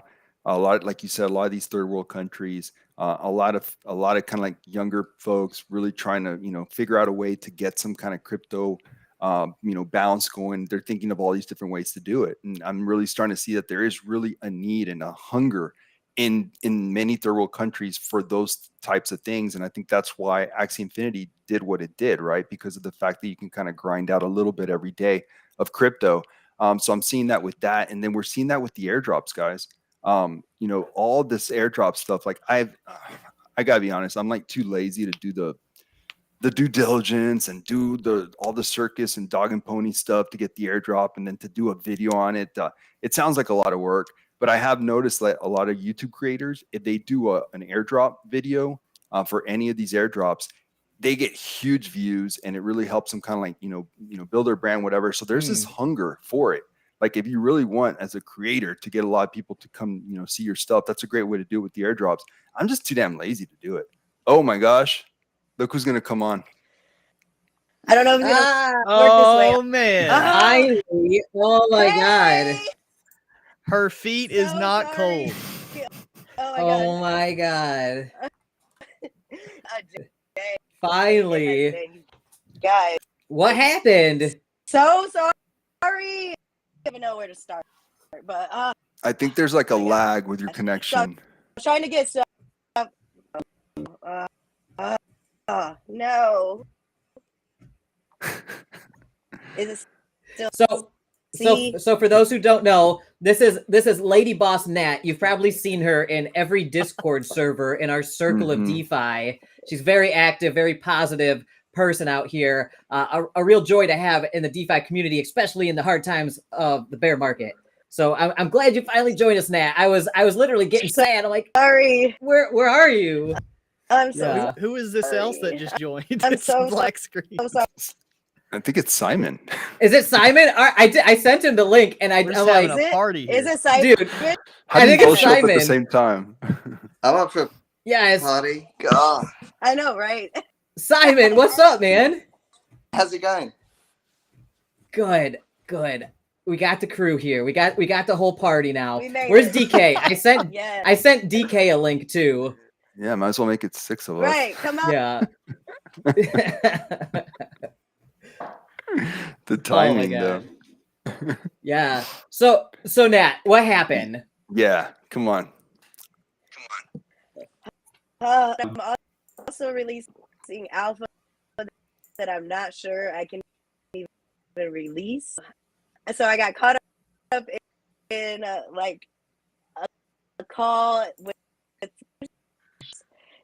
So I was trying to do that, and then at the same time, I was trying to get out. It might look stupid, but You're breaking up pretty bad. You're breaking up pretty bad. I don't know if it's like the audio, if you have like a headset like this you can use on your phone, or if it's your internet. I can't tell. It might be my internet because it's been going crazy the past. I don't know what is going on with it. I'm trying to look right now. Oh my god, crazy. Let me see. Yeah, see if you can get that Okay. settled. And sure, Pocket Aces anytime, man. Yeah, so while I'm- you try to get that Another settled, great YouTuber. yeah. So while you I'm try to get literally that settled, sending him it right now. okay. Simon, Hey. tell us about yourself, man. I tell you what, I've had a day. I've had a selling nodes for Coyote Protocol. We've had so Yeah. You're in the UK, so it's late there, isn't it? it's Yeah. 12:30. I mean, normally I'd be up, but you know, I was up at 7. This was the final day for a big push, and pushed. We cleared 48% of the nodes today. Camera working. I can get on. Your camera is not working, Simon. No. No camera, Simon. The Yeah. lastminute.com. This was Alex. I was just getting in bed. And I'm just like spamming links out. I'm like, all right, Nat's not gonna make it. Who else wanted to come on the show that's interesting? I was just like, Oh, Simon. let's have this person come on that just dropped in the chat. Hot girls are waiting here. What? Wow. I want to go wherever that is. Oh my god. Is this our first ever podcast spam chat thing? No, it happened like a month ago, and I was able to catch it. No, let 'em because come on, once man. they You're start, right, it's man. like a million. It's like a million of them. Oh yeah, it's terrible. How'd they find us? Dude, we're I don't growing, know. man. The podcast is growing. All right, we're getting there. All right, hold on. I got rid of them. Okay, you won't see that anymore. Oh, yeah, I think I got rid of them. I think you banned Simon because Simon was his alt account. That's what it was.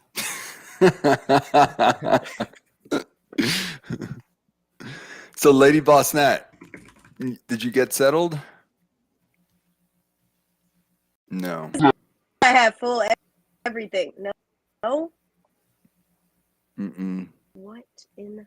Oh man, That was it's like Austin a when few you weeks ago. talk. It's like when you talk, it plays the voice after you talk. It's like when you watch or like when you're editing a video. Have you seen that TikTok where they're like they teach you how to look like you're lagging in real life, where you say a word but then then the word comes out after you move your mouth? No. Yes. No. Yes, Well, dude. I did. When I I'm- did. All right. Yes, I Sometimes know. when I'm editing, that audio and video get messed up on my like Adobe Premiere software, and it's such a pain. Like I have to basically scrap the whole thing and like change the frame rates, and it's such a pain. Hopefully Lady Boss can It get situated. I have says so the many questions for Echo her. cancellation. Wait a sec. What Serenity, are you Wait. at your computer? I'm Oh, inviting God. Serenity. I want Serenity to come on. This just took a Alright. turn. We're making this Yeah. a party. It's and a Dowking needs to virtual hook up meetup. with Cam. We got that going on too. Oh, he wants to be in the chain gang. That's his Discord, by the way. Ah.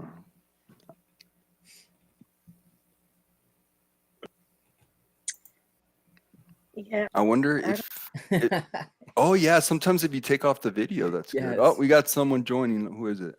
It's Simon again. Okay. Alex, you should make a 10K NFT We got collection links out. called the Gimli Oh. Trading Goat. $10 per NFT. Let Gimli decide the trades. It's a brilliant idea, and it could pay Bro. for all of his hay. Yeah. It could That pay for his hay because is hay is amazing. expensive. It's a Oh, great look at idea. that. Are you getting jealous, Austin? Austin, don't get jealous. What am I jealous of? I don't even know what he's talking about. He's just messing with you. Simon, you're still there. Simon, no, your camera's still not working. Let me Bro, all of our guests are just problems after problems. We have the worst guest ever. I'm kidding. He said Cam and me talking. Cam and I decided to be in an open relationship, so you're good, Dow. Good. You can good. What? you can meander. Alex like what? What?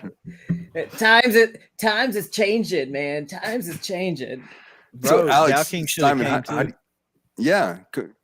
Alex, you sent it to DK. If he wants to jump on, let's go. Yeah, DK, get in here. Dow be King's great. one of my best friends out here, by the way. I literally call this dude randomly like midnight. I'm like, what's going on, man? And he's like, what are you doing? And yeah, I think Aaron, DK, he's awesome. Get on here, DK. Yeah, jump on in. Yeah. So while we wait for DK, Simon, Alex, how do you guys know each other? Oh man. So I met him through Kyoto Protocol in the Kyoto Okay. community, just talking, and then I like talked to him on an AMA one time, like a community AMA where we all kind of doxed ourselves. I'm always doxed, but like he doxed himself and we started talking, and And I called you, and then yeah. So we just I like calling people. I just like people. I've never been. You sound like Frank. Never done anything like this, and yeah, I like reaching out to people and learning whatever I can about this. My background's business, crypto and blockchain, and I'm still learning the lingo. How are things going over at Kyoto? They're flying. I mean, there's lots going on. I got involved in that just because of the business side, and I'm friends with one of the founders. We did a big business together that went viral, international, and he just called me. You got to get in. Give me your money. So I kind of went. Did we lose him too? Oh no. No. I'm still trying to figure out my camera. You know, it's like I said, it's been a long day, and I clicked it, and it's still figuring out my camera. I'm inviting a bunch of random people right now, by the way. So if you see a bunch of people joining the lobby, my bad. I'm just gonna let them all in. I think the max is 10 or 11. I think we have a pretty big max, which is pretty cool. I invited I've Owen. listened to Owen's you guys hilarious. though. I've listened to you a lot, and I've been following you. Yeah, I've learned a lot over the last 4 months, so I appreciate you. Yeah, man. I remember you telling me you first reached out to me. You're like, my son's a YouTuber, and I've been watching your show, and you were commenting on our show randomly, and then one day, like, you tried to call me, and then I'm like, I'll call you back when I'm free, and we had a call, and Yeah, you're just a super interesting character. You actually spoke in front of like UK Parliament and stuff, right? Yeah, for Parliament. All I wanted to do was find out where Guy Fawkes tried to go, and I went walkabout and got escorted back to the room. I never really planned a speech. I normally have a bit more time than someone just go and click though, and but yeah, that was fun, and I had people running for the exits, and just I pulled them back in, and they invited me back a second time, so I said something right. Nice. Yeah. Very cool. Nice. Yeah, they invited you back. That speaks volumes right there. Yeah. We had a big, just purely security, but I mean, we took body-worn surveillance, and we put police globally. So that was my background. Very cool. Very cool. Nice. Yeah, and well, I we're actually, expecting big things out of Coyote. So yeah, I and think actually, they're coming. Yeah. Simon introduced me to one of his friends in Dubai. So when I was in Dubai, I met up with one of Simon's buddies. Super smart dude. Like this guy's off the chart smart. Had coffee and lunch with him, and heard about some of the crazy escapades Simon and this guy and some other people had in Dubai. Man, what a crazy town. I want to go. Are the Yeah. restaurants amazing? Did you guys have some great meals? Oh yeah, I expensive, can imagine. but really good. Yeah. So like, what do you mean? Like when you say expensive, like what was it like per meal, like on average? Dude, I went to a bar at the marina and I ordered 2 waters and it came out to like over $10 USD For 2 per water or for both waters? for both waters. Okay. Oh my gosh. They charge Yeah. for water in Dubai?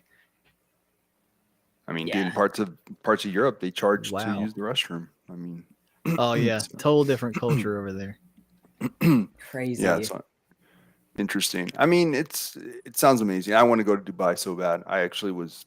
If I didn't have so much going on right now, I would have gone to that conference. The Yeah, big I'm a little guys jealous. invited me to go hang out with them, but just wasn't in the cards this time. But it sounds like you had an amazing time, man. Looked really, really good. So Simon, are you like outside of Coyote, man? Like as far as crypto, what is it that you focus on the most? Are you like a trader? Like, and how'd you like? I mean, obviously you had to have something else in your background to make them reach out to you. Yeah, tell us a little bit more about how you got involved with them. One of the founders, I've known him, and it was, yeah, he said, just get on board. He deals with, I don't see this as a crypto, a DeFi. I see, I'm more connected with the companies that will be coming on chain. Carbon, I mean, there's so much going on in the world right now, of course. And then you've got here in the UK crisis, we're going to have blackouts this winter. I mean, for example, my electric gas bill, say $150 a month to $800 a month, literally only in January. So there's cost of living crisis. It's just mad. So shipping company that has got, you know, that's doing 100 million tons of carbon, taxed by next November massively. And they don't know what to do. The CEO of, say, Emirates Airlines, and you mentioned crypto, they just escort you out of the room. You know, so it's kind of the bridge between business and the technology. So I know more about the business side and what they need. I've been involved in renewable for a lot of years. Been involved in solar for 17 years. So really, that's it, is that side. I'm learning the technology and understand how it's going to be utilized, needed. But yeah, really, it's the business side. So this is a business where you I know the company is coming on board, but I can't say anything. Very cool. Okay. Yeah, and I actually saw some Yeah. tweets today where people were stating in Italy you could only have your heater on certain times of the day, and one guy was like complaining about the fact that like when he needs it the most at night, like 11 p.m. to like 6 a.m., he's not allowed to turn on the heater or he'll get fined. And so it's Oh my just brutal, gosh. man, to know that this energy crisis is so real. Like it's real, and they're saying that it's okay for this winter. It's the next winter they're really worried about in Europe. So that just kind of puts things into perspective to add to what you said, Simon. Like this energy crisis Yeah. is real, and I do wonder how it's going to affect Bitcoin and mining in the future, though, and hash rates. But that's another look at Mr. Pringles. He just threw us Mr. $10. Pringles. By the way, Aaron, you're the man, dude. Thanks. You're the man. By the way, I still haven't received any of that money from YouTube, from all the YouTube is weird about the, those things.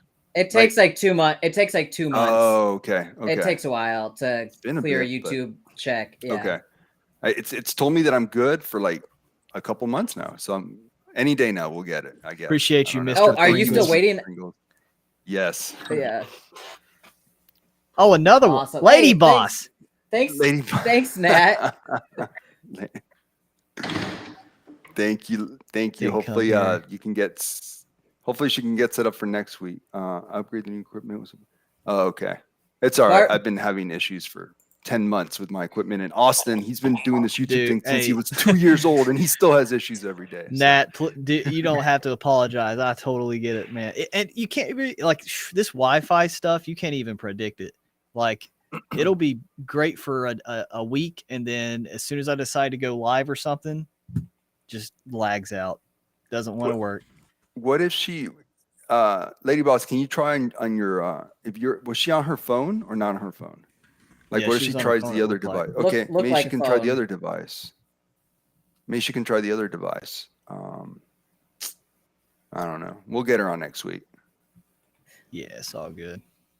Yeah, Yeah. and And then thank you guys for those super chats. So that's awesome. And I actually think those came in on my channel. So I will I'll just send you guys some USDC, Austin and Enrique, and I'll split that 3 ways or however we decided. Oh my gosh, we got we just 3 got another super one. chats Oh in my a God. row. Bartosh, thanks, man. What is happening right now? Did I- we just you know like what the happened? algorithm take it No. off? No, this I is what don't happened. know. They heard me say I'm down 5K on my Aptos shorts, and they were like, "Poor bastard." They said man." we need to take care of Enrique so we can continue the stream. I will complain more often about my missed trades. Man, I took a loss just now on ETH. There you go, Darn there it. you go. Holy On- crap, ETH is on- dumping right now, Wow. actually. I Everything's just dumping pulled right it now. up. Yeah. Look at Everything's that big dumping a little bit. candle. Oh my goodness. Is it gonna break it? Oh, it's Yeah. dumping. It's Well, dumping. this dumping. weekend, it was like, flip a coin. What's going to happen this weekend, guys? I have no idea. And then we got Mr. Powell speaking Wednesday. Is it Wednesday? Yeah, November 2nd, whatever that is. If it's a Wednesday or Thursday. Yeah, it's a Wednesday. We got him speaking next week. That's going to be crazy. Mhm. It's going to be fun. It's going Did to you be lots see of fun. what's that bread whatever trading bot? I'm not really part of that, but I saw they put out a tweet saying, in anticipation of JPOW speaking, we are going to pause all the trading bots. Yep. And So one cool I thing. think that's a good one cool idea, thing I like- actually. Are you trying Yeah, to? You're trying to get DK on the show, aren't you? Still I'm- bringing up bots, Bro, listen. Yeah, I got evidence. Like it's been working for me over the past almost 3 months. You just got to give it time. But But the DK did make a good comment when he said, "Well, if I gave it more time, I may lose even more." Like, you know what I mean? Like, so I can see why he was like, I'm out. Like I can see that, because that's all he had seen so far. I don't know. Well, he also so- joined right at the end of September when like everything was literally just it was like extremely hard to make money anyways in any trading aspect.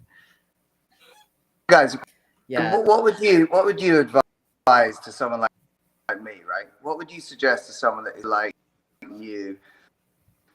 I mean, I hit bear market and it's going to be over. It's going to be over. And I listen. I'm not stupid, but what would you say, what would you guys, without giving financial I'll take advice, that. but Yeah, no, I'll take that all day, man. And I know we're supposed to say not financial advice, but I don't care, whatever. Look, man, I would say like DCA into the safe ones. We talked about why BNB is probably safe. We talked about why ETH is probably safe. We know Bitcoin's most likely going to be very, very safe.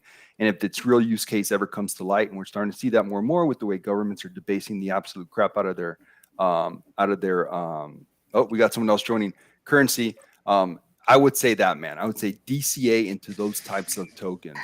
Tom, what's up, man? How's it going, Alex? Hey. I'm bringing all my UK friends in here, by the way. I hope you Hold guys on, don't mind. We have a guest that their video and audio works, because this would be a first. Dude, hey. Tell me you can hear me, because that'll be a bonus. Yes. Benjamin, can I use your real name out here? Yeah. Tom. Yeah. Tom's got a pro setup, man. He's been doing this a while. Yeah. I know. I'm gonna have to. I've realized I'm still watching this on YouTube, and there's an echo. It's my fault. Oh, just mute it. Oh, you can leave it open. Just mute it. I'm not gonna lie, it's late here, and I'm super tired. And I hope you don't ask me any questions, because it's got to the point where I don't know what's alpha that's released and what's not alpha that's not released anymore. Like, so I don't either, dude. Yeah. And Tom, I don't know if you guys know Tom. He's been around in DeFi for a long time under different names, basically. Hibernating. Yeah. What are some of the names? What are the names? Well, Maybe I know you. Well, it was Benjamin B through all the LC. Oh, Benjamin B. That's Benjamin B right there. Hey, what's up, man? I know you. Yeah. But Frank had a habit of doxing me on every AMA that we did, so I just had to change it in the end because it was getting confusing. Oh, okay. That's cool. How's everyone doing anyway? How are you, Alex? How was Dubai, man?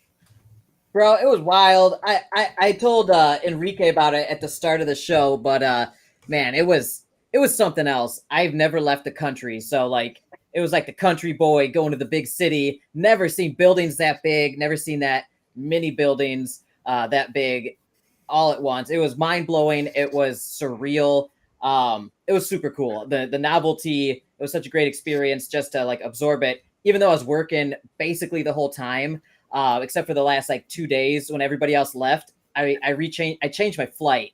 So I could stay there for 2 days, meet up with Simon's friend, hang out with him, super cool guy. And then I got to hang out with Jason from WarFi and do some networking and stuff. And I met the guy who created Telegram. How crazy is that? Really? Yeah. Wow. Can you tell him to fix his freaking app and stop having scammers on it? Oh shit. He probably watches my channel now. So like, chill out, guys. Chill out. Hey, man.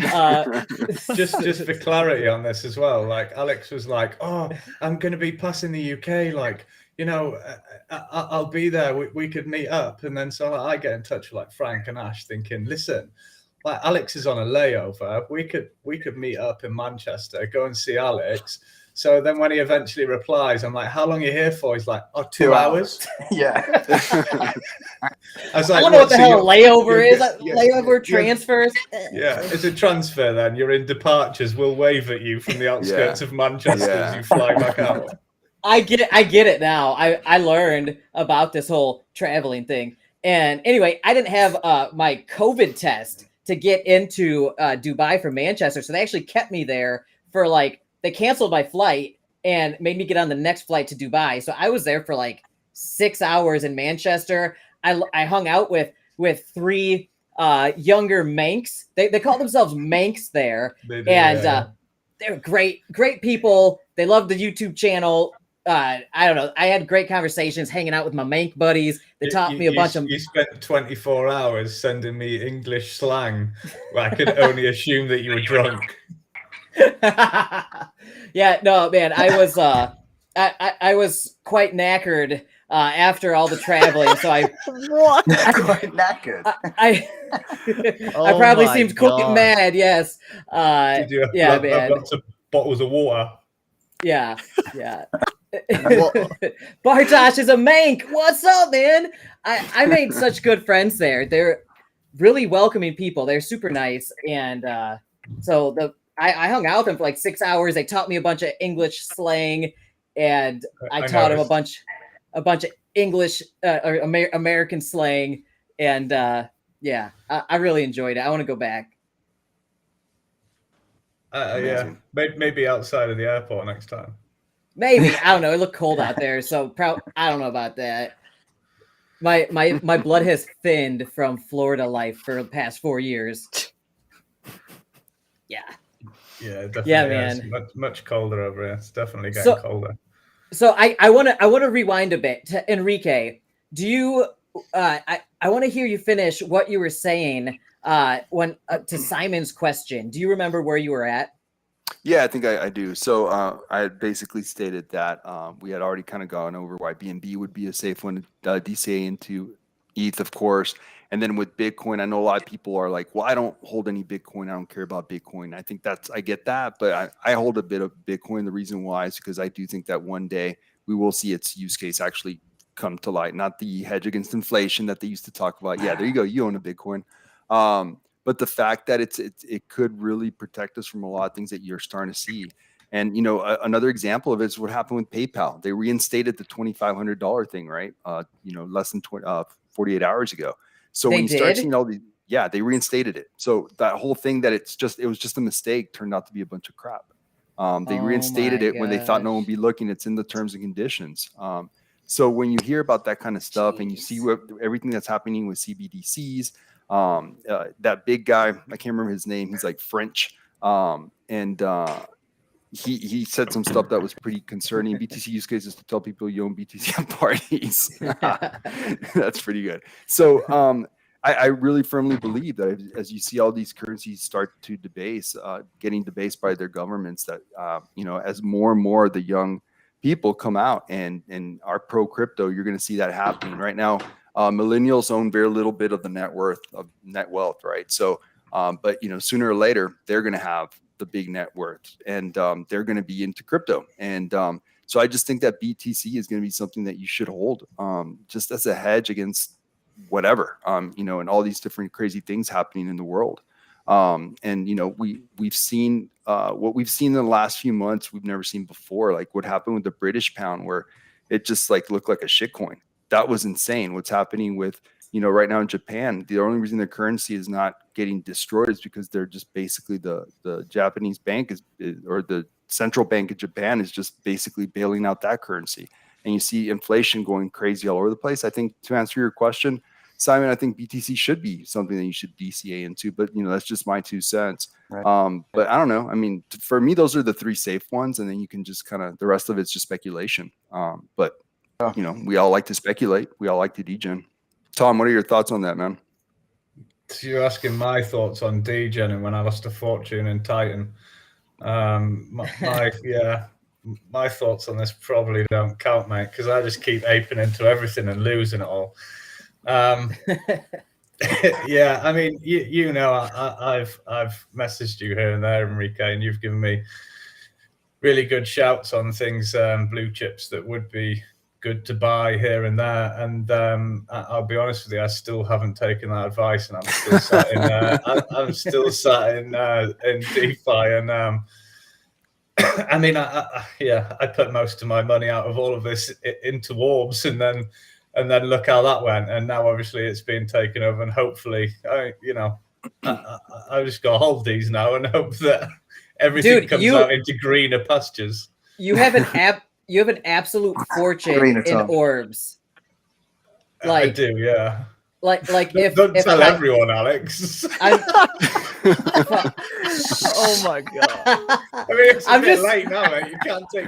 I think everybody knows that if they've ever been in that server. He's like you've been guys. Let me tell you how much this guy has.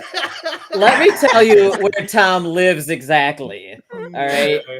This is his seed phrase, and I have it written down. Let's give him the ID now, shall we, Alex? Yeah. We'll never have a guest ever again. This is why Nat was having cold feet. She's God. Like, Alex is. He's gonna tell me where people live. Yeah.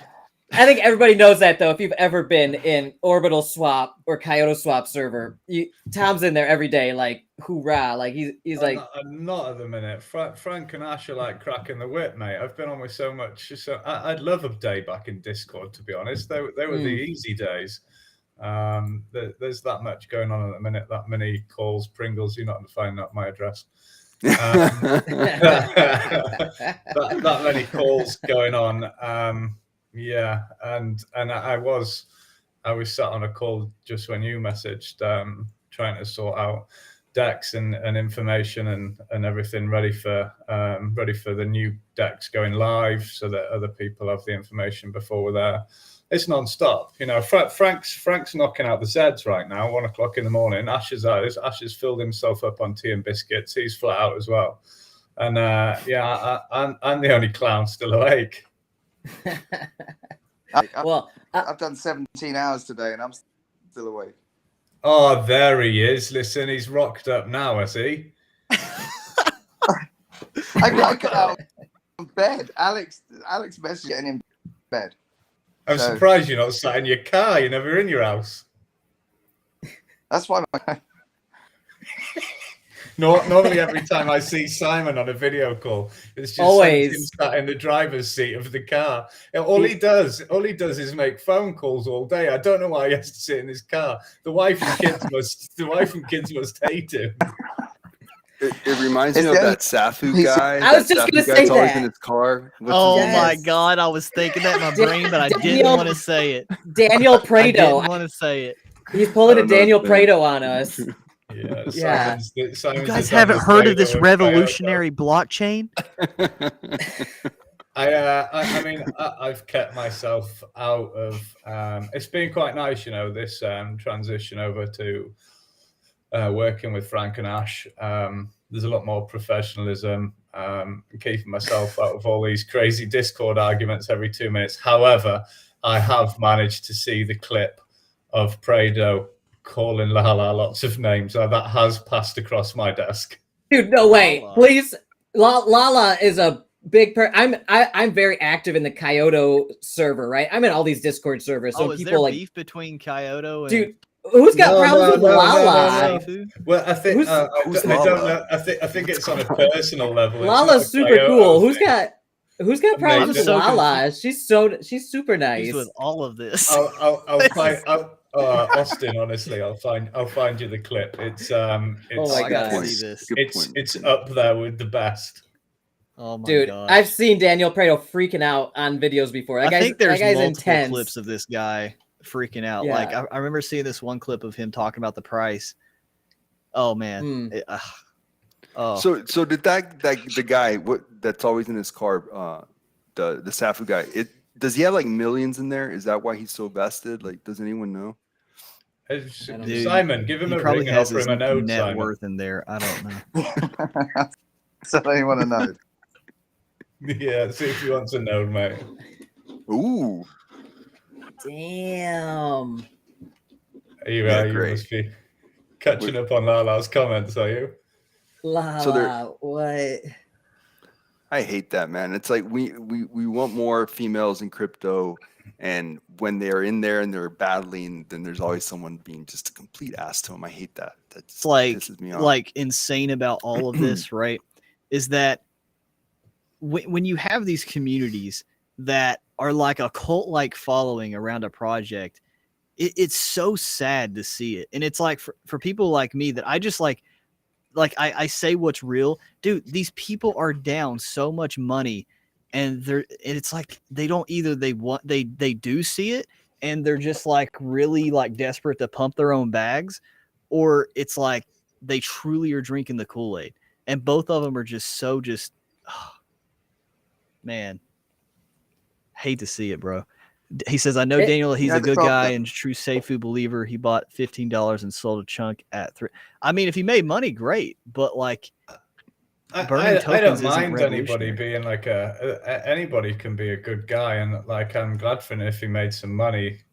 But I mean, at the same time, there's a lot of emotion in some of the comments, possibly too much emotion. And I know, like, I mean, me and DK have had chats. I have my emotion on some of the things that went back on the Titan days. However, I mean, these videos are out there. Like they're maybe that next level up there. Oh, I got to see this. Got to see this too. Yeah, I gotta see it, man. He The- rebought later. He's made enough. He's a true believer. I mean, yeah, man, but it's still just like, here's the thing. If you were to tell me, like, this is, and I compare this to everything.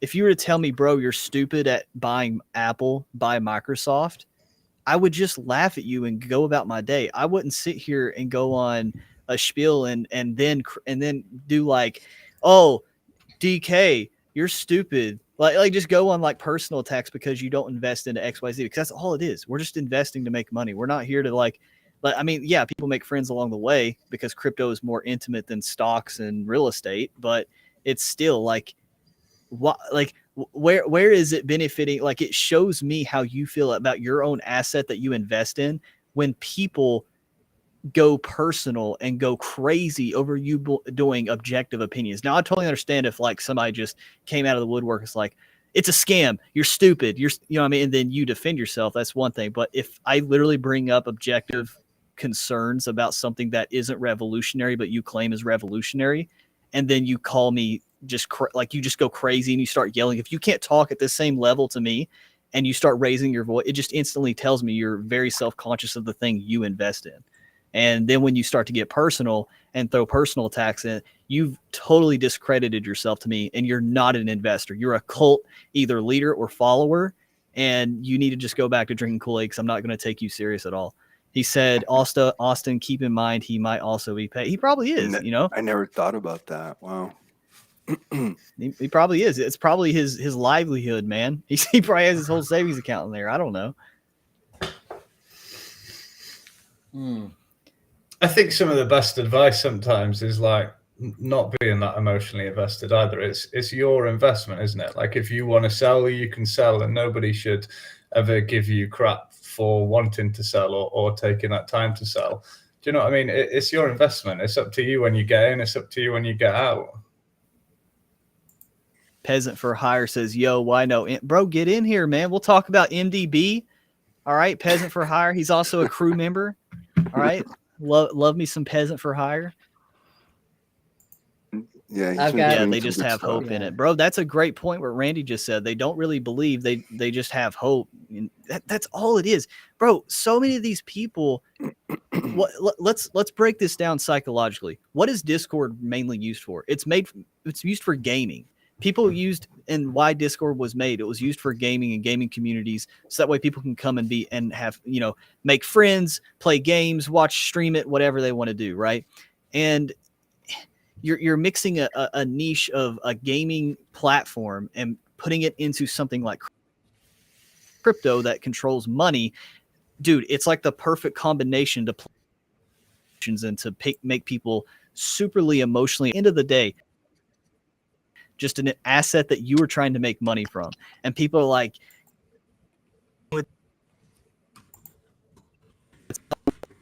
of crypto DeFi people that are in it for the tech, and the rest of the people just want to make money. Yeah, but don't you, like, for example, say, like, DK brought up parties earlier. So say you're at a party or a thing, and someone that's anti-crypto kind of starts attacking crypto. Don't you feel a little like no, I want to like state. Great example. Great example of this.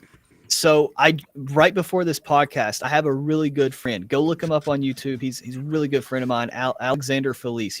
He has like 600 subscribers, but the dude's amazing, and he deserves way more subscribers. So he's a real estate friend. And we were talking on the phone, and, you know, I was telling him about my crypto stuff because he's really big into real estate, really very little in crypto. We're like polar opposite, which I'm still in real estate, but not as much as him, and vice versa with crypto.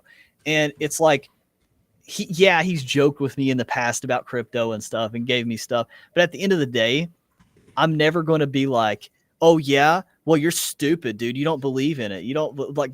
I'm showing him what the possibility of there is, and then it's up to him to make that decision. But if he wants to make jokes, yeah, we're just joking around. But like, if he came at me like personal, I just laugh, and just because, you know, I'm not. It is what it is. You know, I'm not going to talk somebody into it. I'm not going to give people financial advice. I'm not going to talk someone into why they should. If I have to talk you in to putting your money somewhere, that's already an issue. I'm not a salesman, and no one should act like it.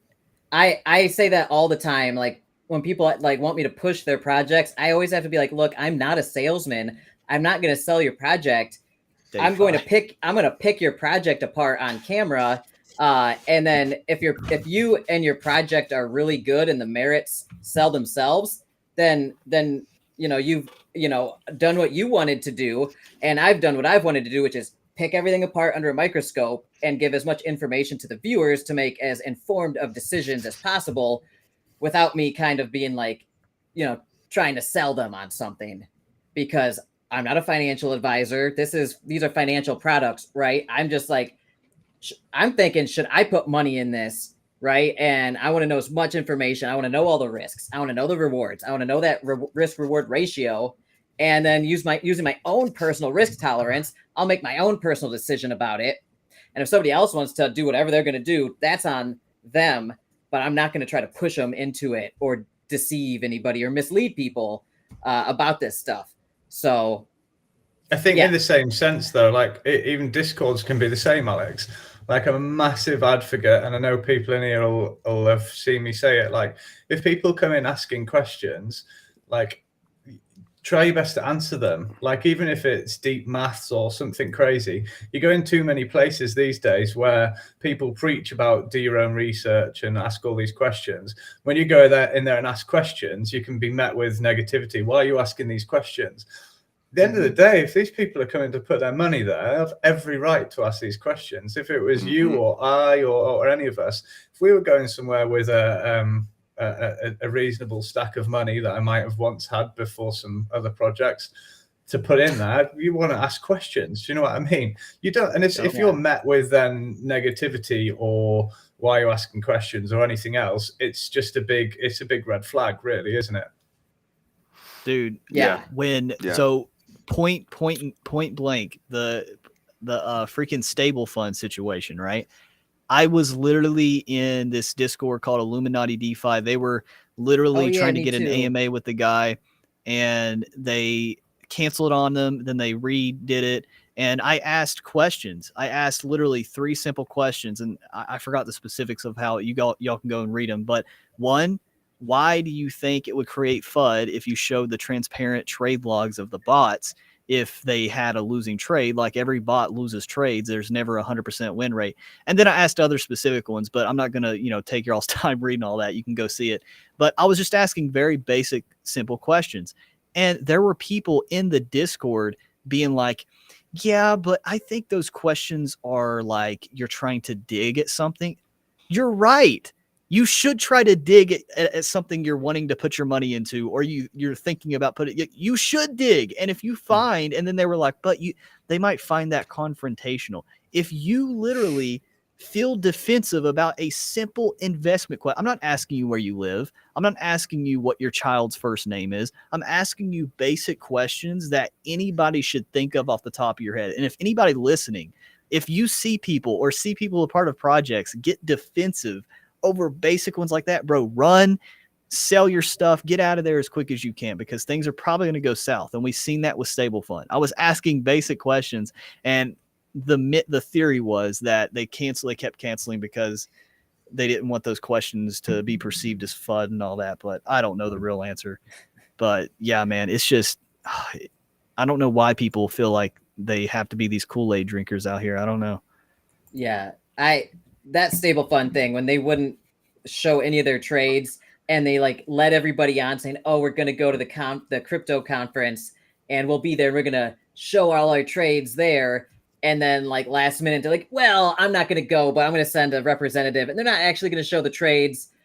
That's just not happening. And I was just like, shoot, man. Well, remember when we talked about Freeway months ago, Alex, when they were so aggressive. I've never had a project be so aggressive about do a video on us, to the point where it was like, dude. So aggressive. And then did you hear that? Turns out some of them are Scientologists. So maybe that's what it was. That's where that aggression came out. No. Oh yeah. But it came to the point where it was like, dude, they were so aggressive to the point where it was like, oh my God. Like, And you know, one of the things that you brought up that reminded me of that right now is when I kept asking them for can whatever you guys are doing behind the scenes, can you give us more information, all this stuff? Never. There was nothing ever there. Like it was like yeah, and never nothing. And like it was just like one of those things where it was like the red flags were there because certain questions were asked, and we were having questions between us, right? Like, hey, have you talked to this guy about that? Have you? And Yeah. and it's so funny because what Austin just said really reminded me of that. Like the red flags are there sometimes, but like Dowking said earlier, you can ask the questions and just get BS answers. And then, you know, so it's like, it makes it really hard. It really, really hard. It does. And especially if they're like a likable person and you want to be trusting that they're not lying to you. Like I still even have to give a disclaimer to people I like and consider my friends. I'm like, this is still DeFi. This person could be lying to me, even though I like them and consider them my friend. I give that disclaimer. Like that's as crazy of a disclaimer as you get, because I have been lied to my face by people out here who are like super charismatic and nice to me. Dude, that Eric guy from Liquid Capital, he would tell me he loved me like almost daily, like I love you, bro, da da da da da, and like Fuck that guy. And he lied to my face and stuff multiple times. Fuck that guy. So that's like one of the sociopaths, kind of like, and I'm going to make an assumption that you have to be a sociopath to do that. Like that Fair. they exist That's out fair. here, and they're actually attracted to this space because there's a lot of money if you can lie to people. So right? we got breaking news. We need to have Oh. like a freaking breaking news alert here. So I'm looking because we were talking about Stablefund and what your podcast people are asking. So I'm in the Stablefund Telegram. Apparently, the funds that were going to be refunded to Stablefund people got moved to a centralized exchange. So like literally like $19 million or something like that. What? Yeah, and I'm asking for the transaction right now. I was like, hey, does anybody have the Dude. transaction that people are talking about so we can take a look at it? We're on a podcast. Wow. Oh my gosh. So this is There's investors like in our discords at the minute as well. I know some of them are in it for six figures, like, and they're hoping things pull out well. But dude, that I was doesn't- that watching doesn't people look on promising, YouTube does it? putting like 60 grand into this thing, bro. Like, oh man. You know, Where are and we it's, reading that in Discord? No, it's on Telegram, Dave. and that reminds me of another thing about Freeway, and I'm starting to notice that it happens with a lot of them.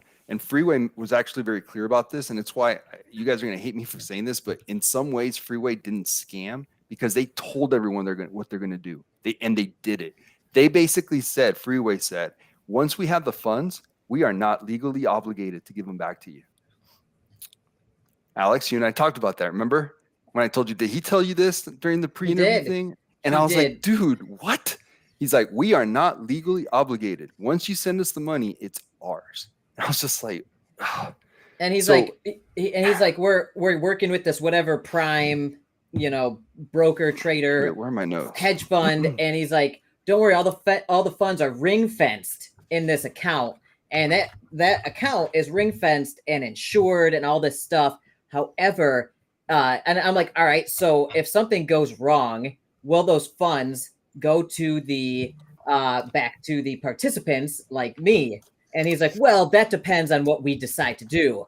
He's like, that ring fence protection is only for our protection if this whatever prime, was it AccuPrime or something like that, fund messes up their trades and black swan event, they get wrecked, right? And the funds are protected in the ring fenced account, insured. And then I'm like, all right, so then you guys will distribute those funds back to us in that situation. And he's like, well, not necessarily. If we determine that's the right thing to do, then we will. But if not, we don't technically have to. And I'm like, that's weird. And then he's like, so are you going to push our referral link? And I'm like, hell no. Get what? I don't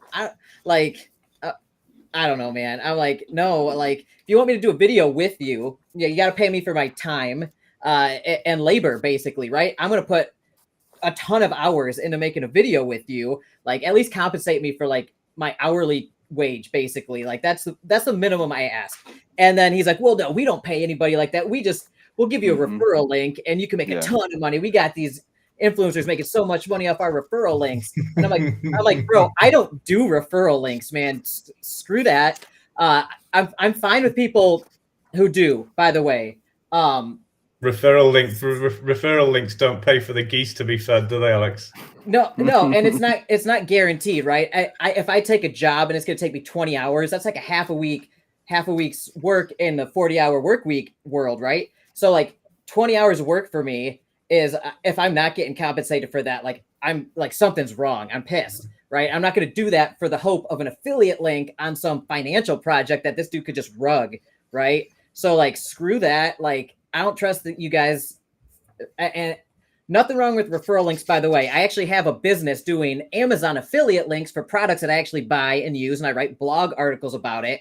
But my Amazon product isn't going to rug your ass, right? Like if I sell you a camera that I'm using for my YouTube channel because I like it, and you use my link, and I get 3% or whatever from that, like my camera is not going to rug you, but Freeway could, right? Like, admittedly, they could. I don't know, man. That was my whole experience with them. That was probably way too much information that I just shared about how that stuff works behind the scenes. But like, No, I think it's important to tell people what's happening behind the scenes. Like, keep going. Dude. This is great.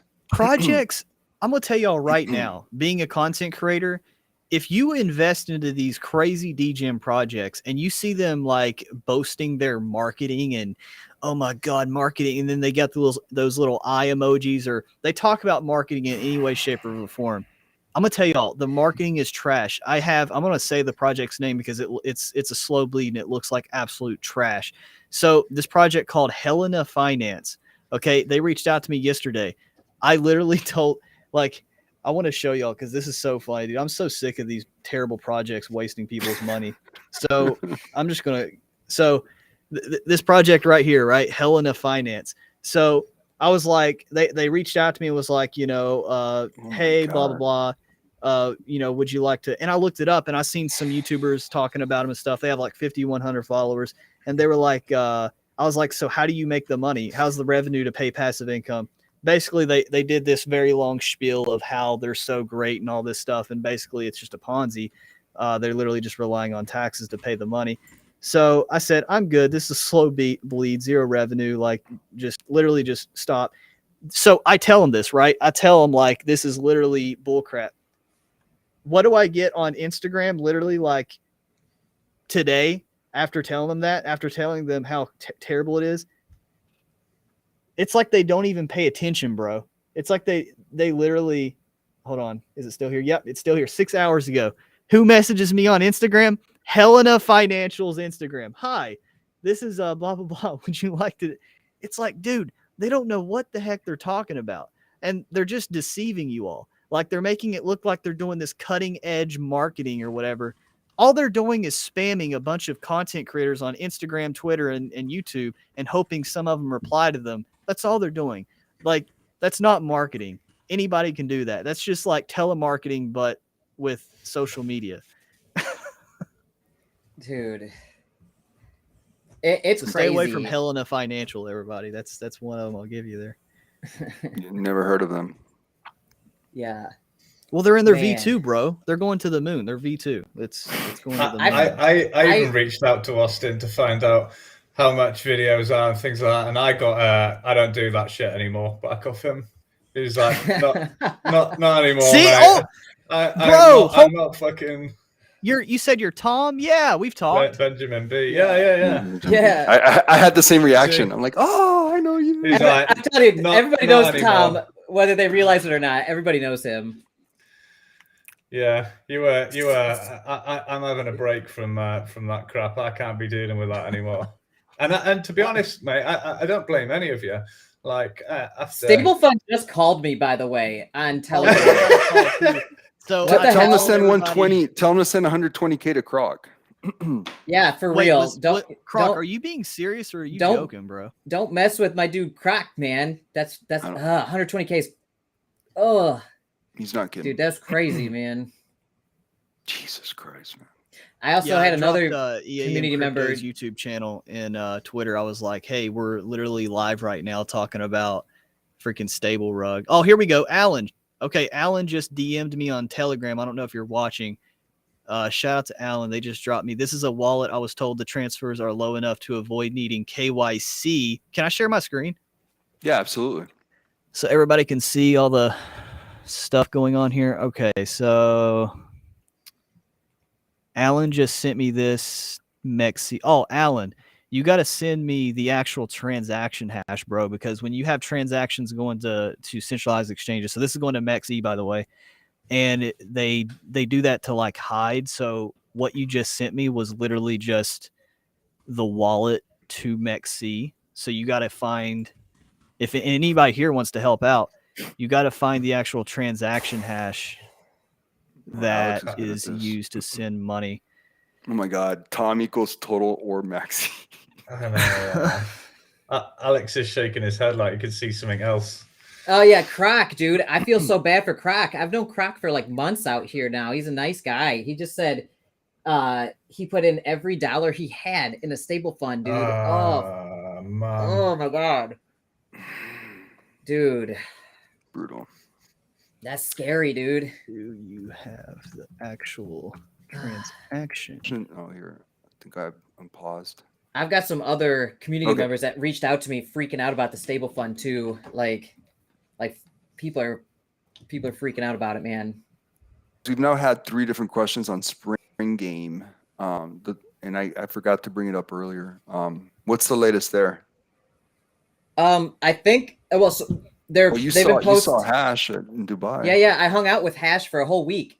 She's a sweetheart, by the way. She's really, really nice person, and like she's like broken up about the whole tokenomics thing and like the community situation, but they're still building. She's like, I'm not going to stop building this mobile app. I'm going to get it out there, and the people who are still holding those NFTs, I'm going to, with the mobile app, with the plan to use that to generate the revenue to keep paying out to the NFT holders and all that. So they're building, and they just posted a bunch. I retweeted something they did with mock-ups of like the mobile game they're developing. It looks pretty cool. So they're working, but yeah, the tokenomics imploded on those tree NFTs, right? That was unsustainable. Like the people who got in early, like made, I didn't make my initial back on my trees. But I knew that risk going into it. So, kind of a unfortunate situation there, but they're still building the mobile app. So I don't know if the tree NFTs are paying out anything at this point. I know the liquidity is basically gone. Is that right, Austin? Yeah, there's about $200 in it at the minute. Yeah. Okay, so now I'm getting getting DMs from Cree. Thank you, Cree. She is actually messaging me. Okay, here's the wallet. Okay, now I'll share my screen here. So now we got some definitive stuff here, because I want everybody to have this info so that way they can go and do more research, because I do not have time to go on the blockchain right now hunting for all this. But so BSC scan, so that way we can drop that. Dow King, I expect a video by tomorrow, please. All of this, if you're still watching. All right, so basically what happened was the contract on Stablefund for the past like a day or two, it was like slowly going down, and Michael, the leader of Stablefund, Ray, Michael, bro, the guy has like 2 different first freaking names, and everybody's like, oh no, that's okay. So the guy, Michael, he was claiming that he had trading bots that was, feeding these 1.5% a day returns. Well, he was saying that because the contract was going down too much, it was affecting the trades. Well, here's the first thing. Everybody, I got banned from spring games. We'll get into that here in a minute, Rybear. So the reason why this is a load of bullcrap, I use bots. Anybody that uses trading bots knows how full of bullcrap it is. That BUSD contract, the Matic contract, and the BNB contract, that was just a place if I were to use bots, or in theory or whatever, that was just a place to hold funds. The actual bucket of money that these bots were pulling into, if it was a bot, that wouldn't be affected. He even was talking about this on Telegram. He was using this bucket of money from the BUSD contract, the Matic contract. He was using those as injections into these bots.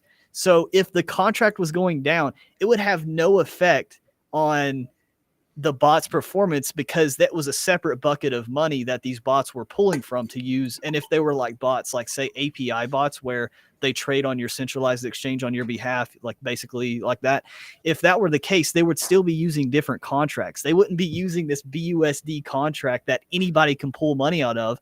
No one would do that. And the reason why I know that's true is because he said this in the past. He would always go on Telegram saying, hey, we're doing a $500,000 injection, or we're doing an X amount injection, because he was claiming that he was doing an injection into the actual fund that these bots pulled money from. So he's contradicting himself right there. It makes absolutely no sense. So why are people suddenly that they're taking profit? Why is that such a big deal of the bots? And then now he just caught himself up in another lie, where he's literally saying that, I got to give my traders the weekend off. So he was giving them the weekend off or whatever a couple days ago. And it's like, wait a minute. I thought you were using bots. Where did these magical traders come from? I thought you were using bots, bro. So the whole thing, yeah, he said the API bots was pulling from the contract. You can't have, in no way, shape, or form, because that would be contradicting what he said altogether. The bots that are the API bots would not be using the same contract that all of us have access to pull money out of. That wouldn't work because, one, it just makes no sense, and two, he's proven himself wrong, contradicting himself by saying he's doing these injections. He would be doing these injections, then why would that bot be? The only thing he would be injecting is money into his own wallet or something. Where's these injections going? If that's what this is going for, right? So the whole thing just makes no sense. That's the whole story in a nutshell. Now, Rybear was asking, because I'm on a spill here, because I gotta get off this horse. Rybear said I was banned in the Spring Games Discord. Yes. Mm-hmm. So obviously I've never met Hash in person. Alex says she's a good person, all that, which she very well could be.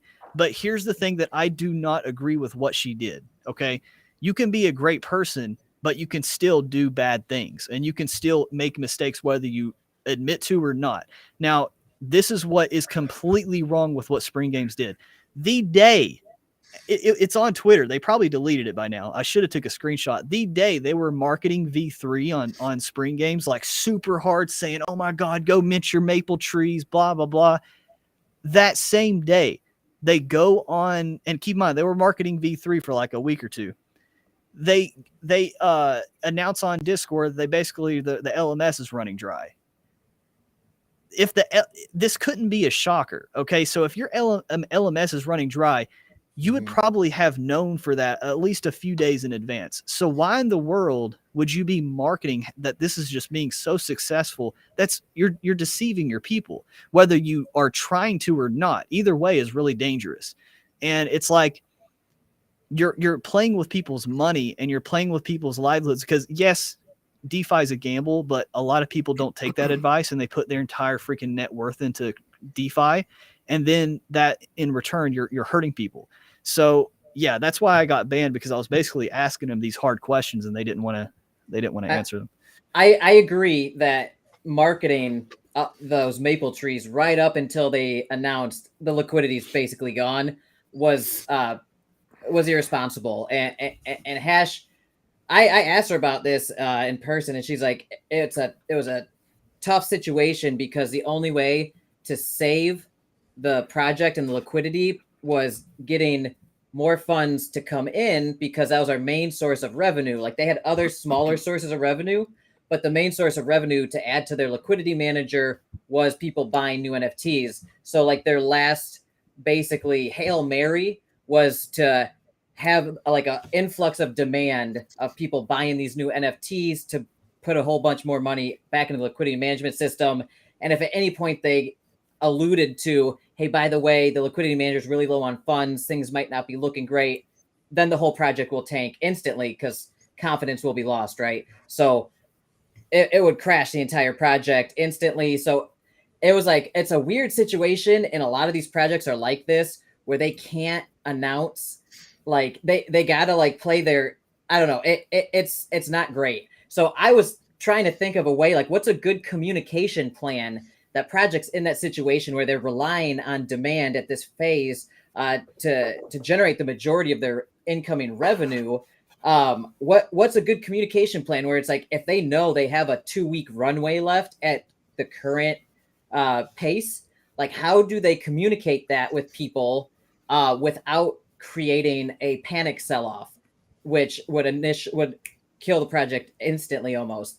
Like, what's the best way to communicate that to have like either to save it and be like, can we like gather together and rally around and like everybody kind of do a push into this thing? But game theory, people are going to be like, no, I need to get mine out immediately as fast as I can. So like, I don't think there's a good answer to that. And it was like she was between a rock and a hard place. But I agree, it's not. They shouldn't have been pushing easy the marketing like that. The answer is too easy. If you're doing a V3 where you're marketing it like this, all the way up until you realize that you're failing. Well, for one, they didn't spend the money in the first place. That money was probably still raised, or if they were burning that money, they should have told. I don't know what that V3 money is used for, so I can't speak on that piece. But either way, if they were putting that money somewhere, sitting in a wallet or whatever, if they realized it was failing, cut it off. First and foremost, okay, pause trading. Announce to everybody V3 was unsuccessful because we was counting on it to bolster our LMS, whatever.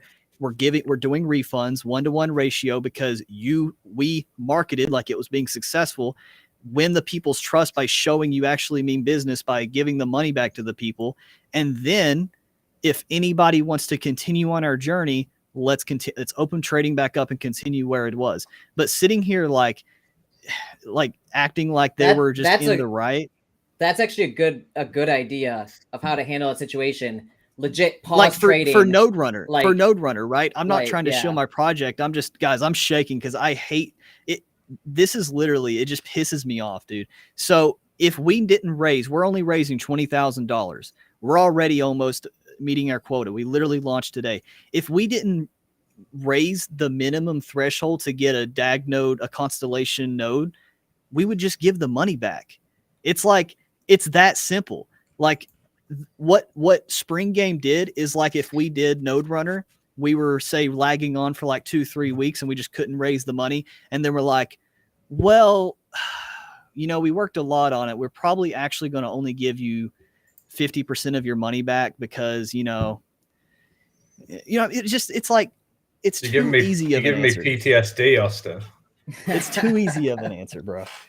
Yeah, no, I think pausing trading a couple, like when they knew they had like 2 or 3 weeks out, pause trading and just be like, look, I don't think we can salvage this with increased demand, because they did have multiple revenue streams, but they were inkling at that point, right? They hadn't grown to the point with their like seed program and also with their like store and stuff, and the mobile app is not ready still. They should have paused it and just airdropped it back equally to the people, especially the people who hadn't ROI'd yet, because some people had ROI'd on those cherry trees, especially like the silvers and especially like the premium trees, like the rare ones or whatever. They were making crazy rewards that weren't sustainable. And like Warfi, for instance, they're like, Jason's kind of taken that lesson there and used that to basically build his tokenomics model in a hopefully more sustainable way. Like these are all experiments, right? Like, so hopefully that model is like a better, more sustainable thing where it's like capped at 2x the value of the NFT. And then like with the taxes and the ammo packs, you really only get like 140% back. So that should be, instead of like an unlimited lifetime on these NFTs that print 1 to 2% a day forever. That's not sustainable basically for anything. So I don't know. I think it's a learning lesson for like everybody, especially project owners, developers, like wanting to launch a DeFi project. Like sustainable tokenomics is hard to get right, and also hard to make desirable for all the DeFi degens in a way. Like, that's why everybody got in a stable fund, right? Because it's like 1.5% per day. That's crazy. That's not sustainable. I don't care what trading bots you say you're using. Like, if anybody's a trading bot that's doing 1.5% a day, they're a trillionaire if that runs for like 2 or 3 years. right? Like, Yeah. doesn't. Well, like I tell people, these trading bots, if you're a good trader, you're not going to you're not going to get the same returns of a good trader. A good trader will outperform a trading bot. A trading Yeah. bot is for somebody that's a little more new or wants to do stuff passively, and not even to do it 100% passive. You should never run a trading bot passively. But for me, it gets me into good positions and good entries sometimes because there's never a 100% win rate. And then if I'm like, okay, I'm happy with this 3% that it made on this trade, I'll just manually close it. Yeah, you can let it close on your own, but you can just do it like that. But an active trader will always outperform even the best of bots because they're there looking at the charts. They have experience. They know the macro. They don't just know the algorithm that's been programmed into them. That's why they're always going to do that. DK said, "What's the link to Node Runner?" Here, I'll send you the link, bro. I then just bought one of those Node Runners today. We literally by the have way. 5 NFTs left, guys. I just looked at the contract. Oh, no Holy way. Nice. crap. We're about Hey, to mint out, bro. Len asked twice if actual refund any part of the money, or is that just a lie? Who wants to answer that? What's that for? Spring game or for Stablefund? I think it's for Stablefund. Lena, if For you want Stablefund. to let us, I'm pretty sure it's Stablefund. I think they said they were going to, but like, I don't know what is happening right now. So I've heard multiple things. Austin, are you closer to that situation? What's the question? Dow King, I just dropped the link in the chat. If What is it? With Stablefund, are they going to give part of the money back, or what? Dude, while Stable you One. all were talking, I got 2 different people. One doesn't want me to give me their name, and they said they'll tell me about the stolen passport, fake fiduciary wallet, and the something else. I think they misspelled it. And then I got someone else. I don't know if they want me to give the name. They're sending me these transactions, and I'm trying to make sense of them all before I put them on here, so that way it kind of has a little bit of context. But basically, right now, I don't know if I can confirm this because I can't find stuff. The money has been sent to a MEXC central exchange wallet from the blockchain, from their wallet, and it says, and this is 2 different people's confirmed this, that the transfers were low enough to avoid needing KYC. So if that tells you, and the team has been quiet like all day. Now what doesn't make sense is if you go to the Stablefund Telegram, hold up, they said, taxi cabs. They said, and bullcrap taxi cabs on your next. I think they're in here watching, so they're like correcting what he faked the London taxi cabs with the ads on the side. He faked everything and also fixed the ad company. Bro, Oh my this God. is nuts. Okay, well, I'll be right back. Whoever, okay, yeah, but yeah. So basically, what happened, and I'm still looking through all this stuff. They're going below what they've said in the Telegram. They said this was literally today at 9:20 a.m. my time. So this morning, they said, this is the developer of Stablefund, like the person that's in charge of like doing the refund and stuff. They were talking about how they were apologizing that the refund amount was actually, the calculation was wrong and it should be higher. So they're working on getting that fixed right now. And this was this morning at 9:20 a.m. My time. And right now it's 8:30. So literally about 12 hours ago, 13 hours ago. So it's like, none of this makes sense. I mean, unless they're literally just completely running, which is probably a possibility. Like, why would they put it in a centralized exchange? Yeah. Right. On that note, it's nearly 2:00 in the morning here. Okay. Thanks for joining us, man. Fucking bad. No, thanks for having me, lads. It's good to talk to us. I need another catch up with Alex. To be fair, he's been like missing in action for ages, and then as soon as he's got back from Dubai, now he's full of work all the time and busy yet again. So. Yes, sir. We'll have a good night's sleep, man. Yeah. Cheers for having us, lads. Enjoy the rest of your night. All right. Take care. Damn, a lot going on. Yeah, this stream really took a turn, didn't it? Oh my goodness gracious. We have a whistleblower. Yeah, it looks like, I don't know, man. I don't know what's going on. Yeah. And see, this is the weird thing with like rugs and stuff. If anybody, I hope they use that. Kev said, I hope they use Cyril's referral link for the Mexi. Bro, can you imagine someone trading with $19 million using a referral my link? Oh my God. goodness.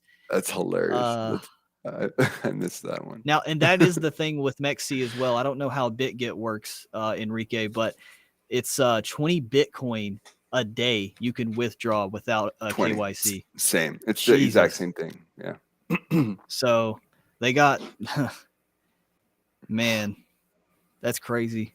I'm back. Did I miss anything? I almost peed my pants, dude. I've just been like chugging coffee like a I know. maniac. We've been on for in 10 seconds, 2 hours and 30 minutes. Amazing. We have so many people watching live right now across all the different platforms. We were up to like 50 a second ago, like 5 minutes ago. 50 Dude, minutes. I'm streaming Okay, so this. here, I'm streaming here's this on what this- YouTube, Twitch, Twitter, Facebook. I'm streaming this on 4 different platforms, and just on YouTube, it's over 30 people viewing on just my YouTube. Yeah, you're at 29 right now. Yeah, is crazy, it's dude. insane. okay, so I got a message again from the same person. We'll leave anonymous here. They said they've been monitoring this for months actually, and remember when I was talking about the injections? So the injections that they were doing into the bot, they said every time he pretended to withdraw millions of dollars from the BUSD contract to fund the third wallet, which was supposed to be manually funded because he was pretending to trade on the MT4 platform. It's fairly certain he was just offboarding that money. Many of us was just watching the blockchain and watched that money go through a little trail of 25 grand chunks into MEXC. Because I was asking them how, like, did they work with the team? Like, how did they know? Like, how do they know all this stuff? And they said myself and some people have been watching for months. The mock-up on the first, so I'm not sure what the taxi cab. I'm assuming they're talking about like a taxi cab, like ad that you see like in New York City. The mock-up of the first taxi was a stock photo that was altered. He paid for cab driver. Okay, so again, this is all like we don't have definitive proof. I'm just telling you what people are DMing me. They said that he paid for cab drivers to dress up their cab for 5-minute video in the middle of nowhere. He found a location based on the building in the background. It was supposed to be 500 taxi cabs in the London advertising for Stablefund.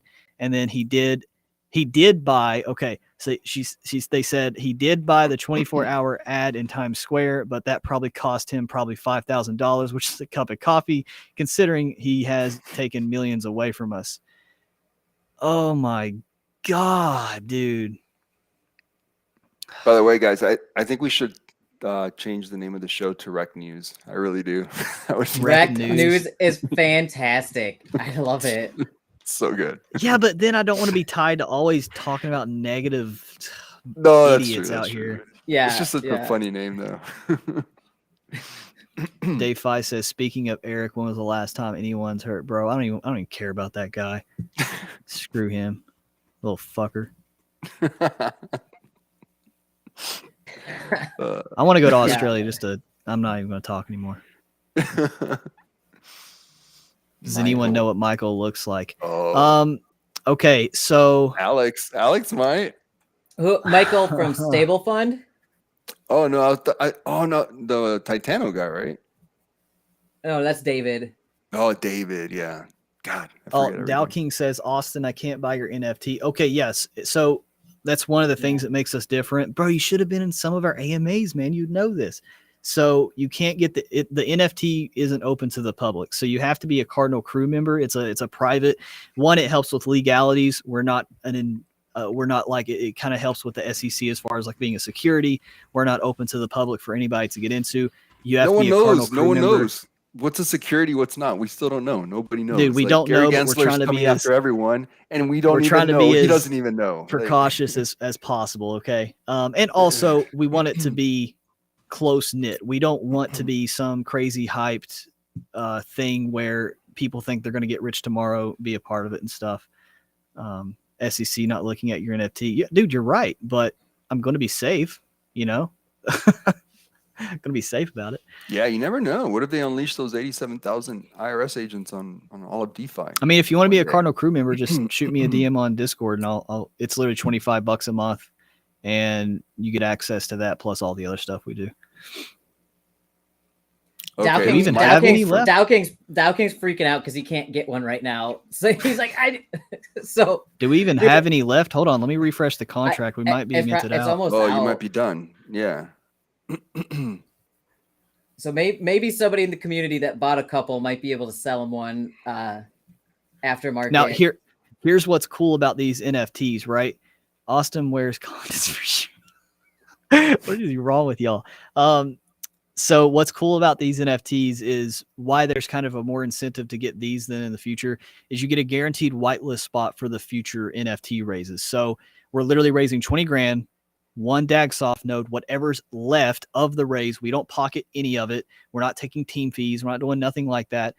The rest is going to be distributed on the first month of distributions for the DAG and, just the excess money split evenly amongst all the NFTs. And, then so say, okay, great, we have this amazing demand. We're literally minted out in less than a day. We're going to do another one, say a month from now after everything goes good. And maybe we'll do 40 grand instead of 20 grand. We'll get 2 DAGSoft nodes. So we'll slowly scale as the business grows. You get a guaranteed whitelist on all future raises.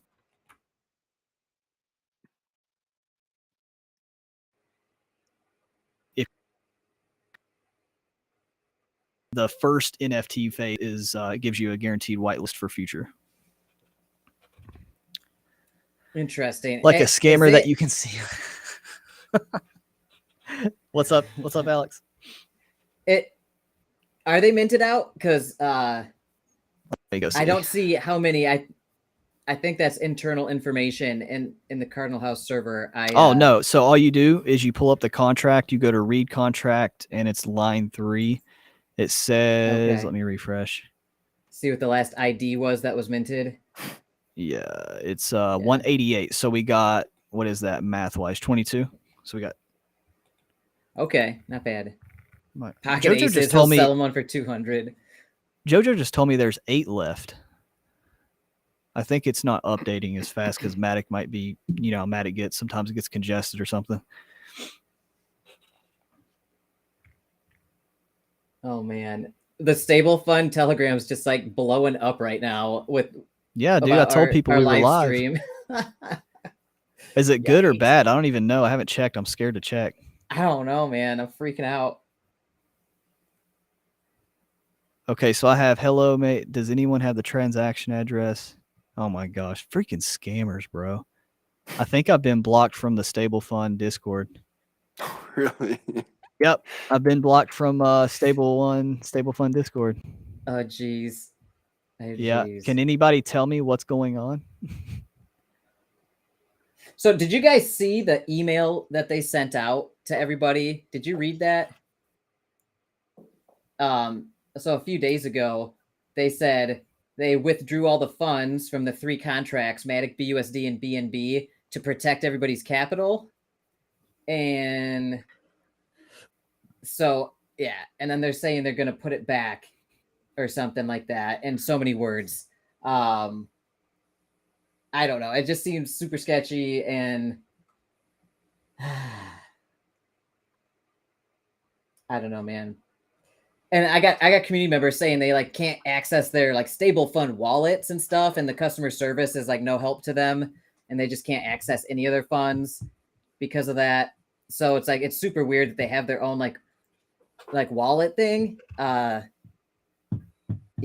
I feel like that's just another abstracted layer to give them more control and plausible deniability, and it kind of muddy the waters a bit. That's my opinion. I could be wrong. I hope I'm wrong because I know people. I got friends in there with money in it.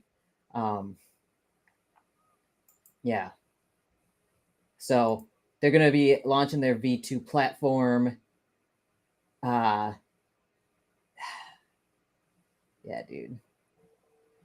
Let me ask, did we mint out? So I got another message from the person, and they said, oh yeah, because everybody remembers the fiduciary wallet, right? The fiduciary wallet has like $30 million or whatever So they said the fiduciary wallet, they sent a video of the fiduciary wallet of showing the balance. It turns out it was a testnet wallet. He faked it. People noticed that because the USD amount didn't match the token Ethereum. And he said, oh, MetaMask glitched. It happens all the time. And he pulled the video down. Stop.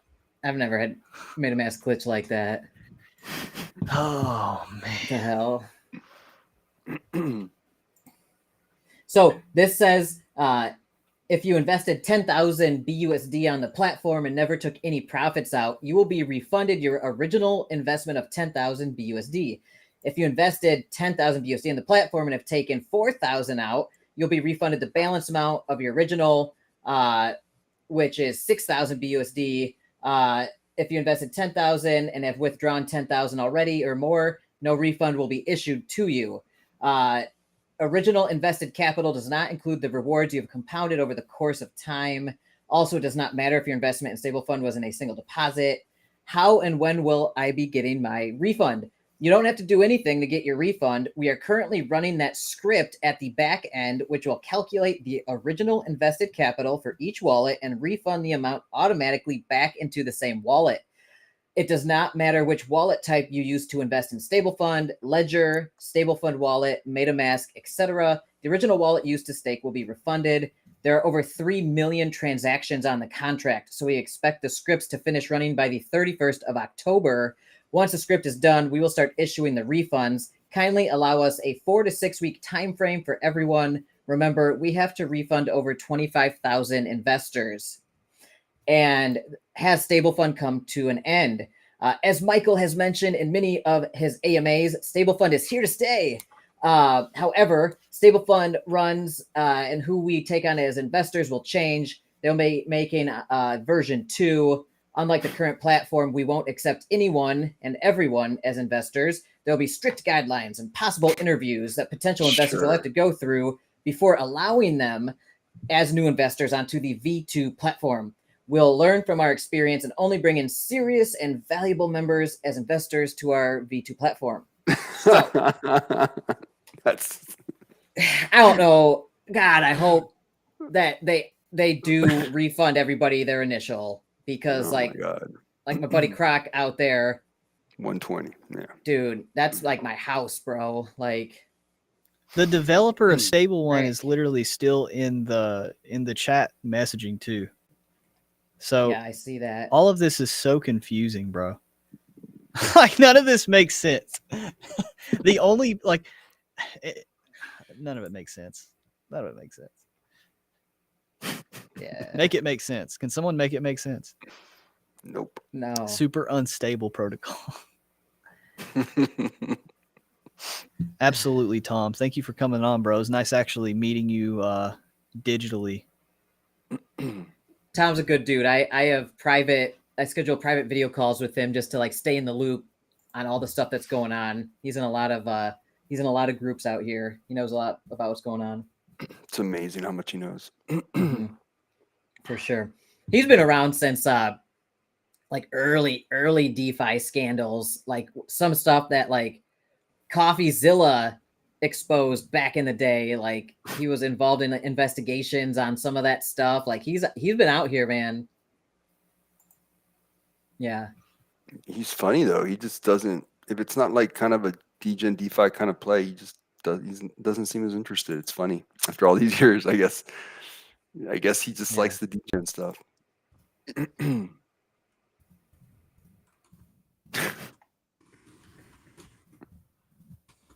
Well, a few people asked about MDB because we hadn't talked about MDB yet. Yeah, I got an AMA with them tomorrow. Well, there you go. What questions do you guys want Alex to ask? Yeah, if you guys got questions, I'll add them to my list. It's not going to be a live AMA just because like my internet and my power way out here in the country goes on and off sometimes. Tonight's been a good night, but so it's going to be just like I'm going to interview them privately, edit the video, take out any internet drops, audio issues. I'm going to post it probably 24 to 36 hours afterwards. But if anybody's got any really, really good questions, I will definitely consider adding that into my list. I've got quite a list of questions going. So Yeah, the whole live AMA thing is so risky. I mean, just It's it could so really risky. blow up in your face, and I don't know. It's just as we saw with like 2 of our guests tonight, Perfect technical example. issues. Yeah. If that was an AMA with them, it would have been shot, right? We would have had to reschedule and yeah. This is really funny. How do rebates tokens work? It's glitched. Oh man, Made a mask glitch. Oh my god. guys, please just stop putting your money into this stuff. Like, just stop putting your money into this stuff, man. Or if you decide to gamble on this stuff, like spread it out. Don't go all in on Don't treat it anything. like a long-term thing. I mean, I was telling Dow King and people in his Discord, like you can make money in Ponzi schemes and all this stuff, right? But you like don't treat it like a long-term play. Like I was seeing these YouTubers, bro. I'm not gonna, name shame these YouTubers. There were YouTubers putting 60, 70, 80 grand into this stuff where they were, like what's the word? Did they like, show it? Did they show? Did they say they were did, they or were they're sharing showing their it? Okay. screen, like, Okay. showing them taking deposits out, like really just basically being like, yo, I'm making $1,000 a day, I'm making $1,000 a day. And and some people did make a ton of money. This ran on for like 7 months, but like they were treating it like it was like their end all be all, and they're set for the rest of their life. Like they weren't Right. getting their ROI. And then, well, some of them probably were getting their ROI, but like they were putting more money into it, plugging it in, reinvesting. And it's just like, dude, you can't like make your money, man, and just sit on house money. I don't know, man. Yeah. And geez, like I like Pelton's method. I know Pelton, he gets crap for like putting money in everything, but he puts a little bit of money in all these projects. And then if some fail, it's not the end of his portfolio. His portfolio is still overall profitable, chugging along. Now he did take a heavy loss in yield nodes, but even with that, his portfolio is still like in the positive with his crypto stuff. It's crazy, but like I would love for him to do what he's been talking about, making like an NFT project of his own, where he basically just puts money into like all these DeFi projects, spread out, totally super diversified, and then like the aggregate result generally has been positive for his portfolio. I don't have the capital like he does to put money in everything, right? I have to be super, super selective about which projects I put a little bit into. But if he had an NFT project like that, I would totally buy that NFT to get exposure to everything in DeFi, right? Interesting. I think that'd be a cool project. Jason asks, what's the best way to get into MDB? Is it a good time to get into MDB? I mean, it's hard to say. There's so many different ways to answer that. Look who's joining us, guys, but no video. No shit, DK. What's up, man? What if it's like somebody else and they just put DK on their profile? Oh my god, it's on-chain crypto, isn't it? It's actually Michael from Stablefund. He's having issues. Hopefully he'll get back in there. No, Justine, it's I think we're all very bullish on MDB long term. There's so many different ways to play it though, with so many options where it's almost a little confusing. Alex has a very, very specific way of doing things. Austin has his way of doing things. It's kind of hard to answer that. What's up, DK? Yeah, what's up, man? What is up, guys? What's up, man? Yeah. Now the party's getting started. Hold on. I'm still having technical. Oh, there we go. All right. I got it. You guys are having a good conversation here. Man, we're having a bunch of good conversations. Yeah, bro. you guys are having a Yeah. good conversation. Almost Have 3 you been- hours of conversation. Have you been tuned in the whole time? No, I came in like about an hour. I thought you guys are gonna be over, but you guys are just going and go. I'm just doing work, listening to you guys, but you guys are having a really good combo. Like, Dude, really Is that your good. crown? Is that the crown on the top of the printer? There's The like Dial 4 King. crowns. I have many crowns. Oh my god. He has one for each Pure outfit, gold. so they all match his shoes. Many crowns. And they're all pure gold. Well, this one's like ceramic. This one's really expensive. This one's like really nice. Nice. But MetaMask glitch. So yeah, I'm down like I'm also down like about 4Gs in Stablefund, but like it was an obvious scam. I got into knowing it. I told everyone in my group. We called it Stable Rug, and I said, you know, it is what it is. Like you can take the risk to get into it, and hopefully it lasts more than 28 days, and it didn't. Yep. Yeah. And I watched your videos on it, and you said, like, I got in early. This is my plan. 28 days. I'm going to take out my initial, let it ride. And yeah, you were very clear about that. So I was telling people, if you're going to get in a stable fund, like, expect it to rug at any moment, right? It's just right. And I literally took out 80% of my funds that night when Freeway rugged. Then I was sitting on my couch going to myself, and I made a video that said Freeway, $160 million lost on Freeway, is stable fund next, and people were talking crap to me, and I was like, you know what, probably stable fund is next, and I withdrew my money literally 5 hours before stable fund stopped it. I saw you did that.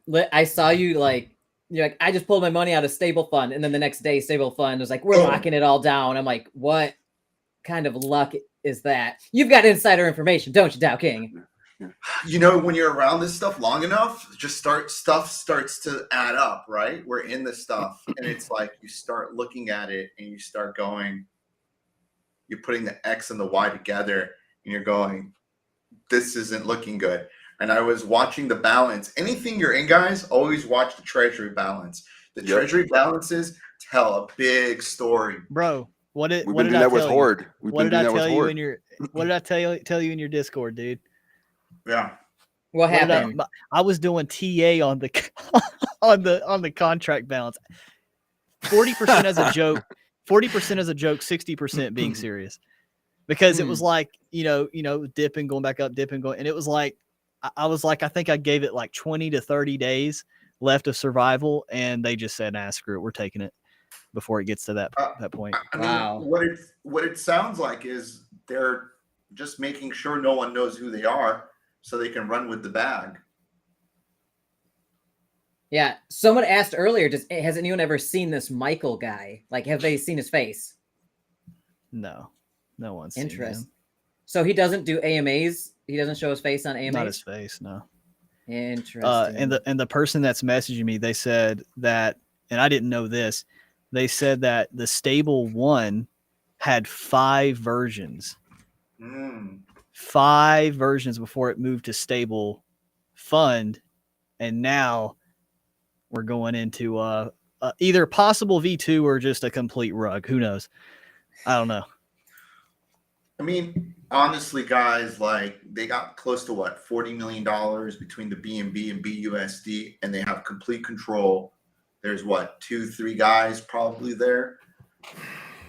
Do I give the 40 million back to these people who are giving us crap on Discord all day long? It sounds like they're angry at all these people who made them all this money, or do we run with the bag? And I guarantee you that's a conversation they're having right now. So sure. I don't want to say this because I don't know how to say this without okay. I don't know how to say this without being like, go to the I challenge everybody to do this. Go to the Telegram, look at the Telegram mods. Okay. Look at the Telegram mods, make sure it's the right one. One of these mods, their profile picture is a business somewhere. That's all I'm saying. I did some research last night. Say what? Dow King, I expect this to be in your video tomorrow. Well, okay. I'll say this is more than a mod because Michael said that he has been working with Michael. So I wouldn't call him a mod. I would say maybe a team member or something. Philomath? And then I found out a way to, in this country, look up registered businesses and who registered said businesses. And I found their name, and then I found their Facebook profile, and then I found their Instagram, and I found their LinkedIn. Wow. You're just I am a PI. I am on their work. I'm on their LinkedIn right now to.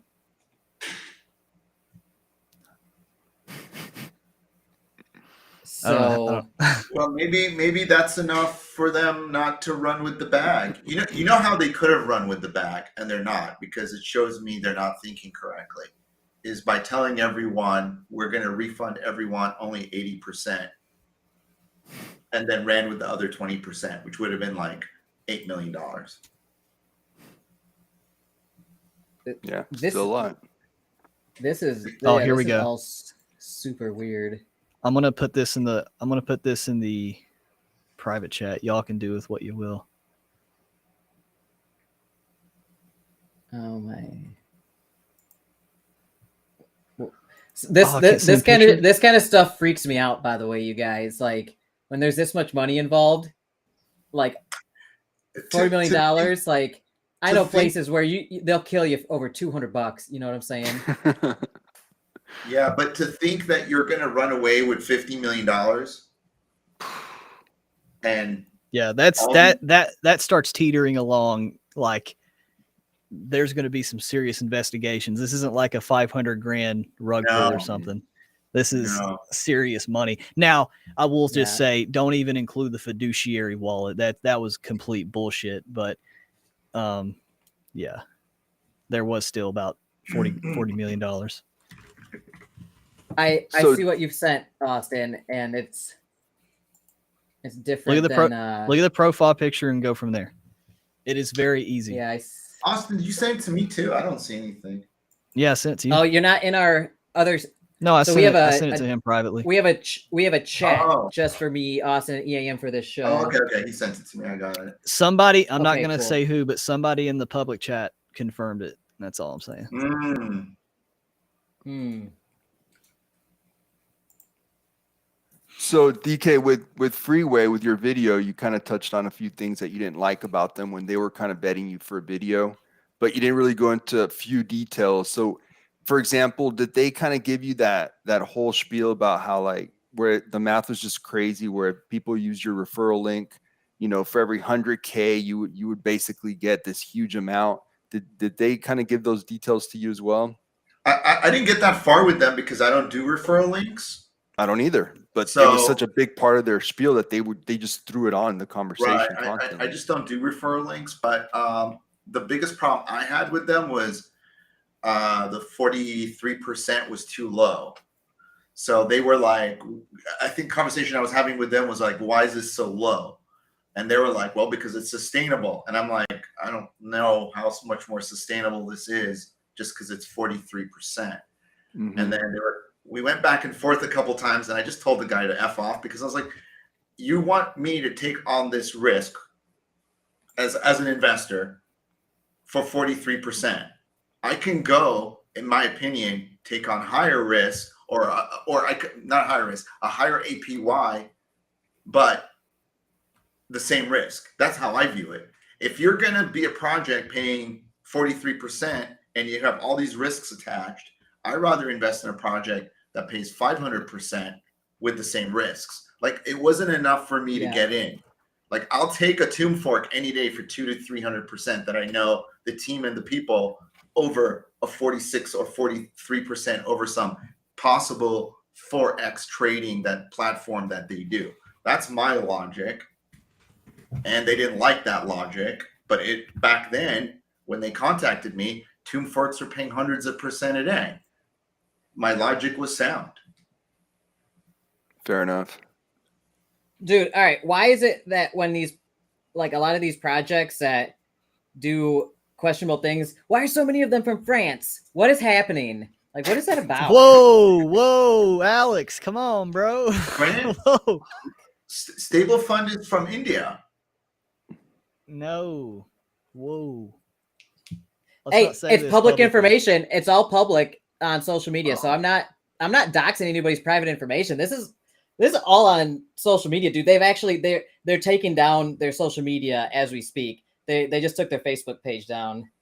Oh, they're watching this. Mm-hmm. Oh, that's hysterical. Yeah.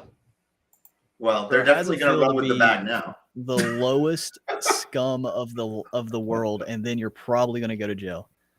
I'm actually Vin Diesel. I'm related to Vin Diesel. I could tell for sure. Yeah. So obvious. It's the deltoids that really gave it away.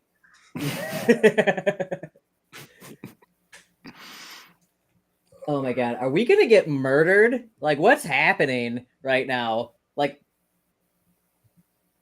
I don't know. What? Bro, all I asked for was a simple transaction address, and it just spiraled into CNN breaking news over here or something. I don't know.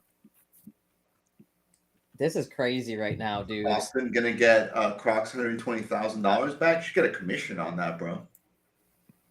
Yeah, Croc. You get the biggest super chat of your life. Yeah.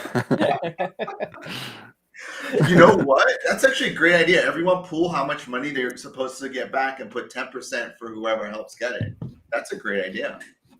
Dude, James Pelton's actually I help actively James Pelton's helping people get money back from Stablefund. He's like from Stablefund. Yeah, because he's reaching out to them like, people in my community are saying they can't get their funds right now. You need to give them back their funds, otherwise we're gonna have problems. And he got a couple already, so like, you got to put the pressure on them however you can. But I don't know if they're responding to him anymore at this point. This was back in Dubai. Like, we were both freaking out about this situation because we had community members DMing us asking us for help. And so James messaged Stablefund guy, hold up, Michael or whatever, and was like, "Help us." I just looked in the Stablefund Discord because I've been like sitting it here on my monitor. The developer, again, I'm just showing what I'm seeing. I take with what you will. The developer's pinned messages are gone. The last messages are now. I don't know if this is a mod or who, but the last one. Dude. Remember how I said that it was weird. The dev was messaging. Well, now he's gone. You guys should start taking copies of the Discord and everything, because these guys are about to run with the bag. Oh, they already have, dude. It's in MEXC. It's literally MEXC can be stopped. All these guys can be stopped, but it's gonna take some work. Well, isn't MEXC international though? Isn't that one of their selling points? Is They can still be stopped. These guys still don't want to be brought under regulations. They're still going to be good actors. They don't want to destroy everything they're doing. Dude, I don't know, man.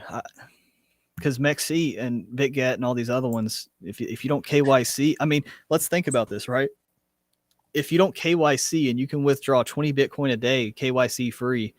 So if they just put it into a MEXC hot wallet and then put it back into another MetaMask, like, how can you even at that point trace anything? First of all, everything is going through IPs and routers and everything. It can come back to your, if the authorities get involved, you can trace everyone's account back. Even CZ has said this. You can trace everyone's account back to them. Dude, this is so fucking like, like, if they've been using VPNs and stuff, like, they have probably accidentally connected to one of these central exchanges at least one time without turning their VPN on. That's usually how they get them. I do it all the time. And by the way, these VPNs, it just depends. If you work with those VPNs, they actually know who you are. If you look at the terms of the VPNs, and if it says if you're doing something illegal and if someone reaches out to them, authorities, and asks for your information, 99% of them will hand it over. Everyone thinks they're anonymous out there. You're not anonymous. It just depends if people are going to come after you. And for Stablefund, people will come after you. Authorities will get involved.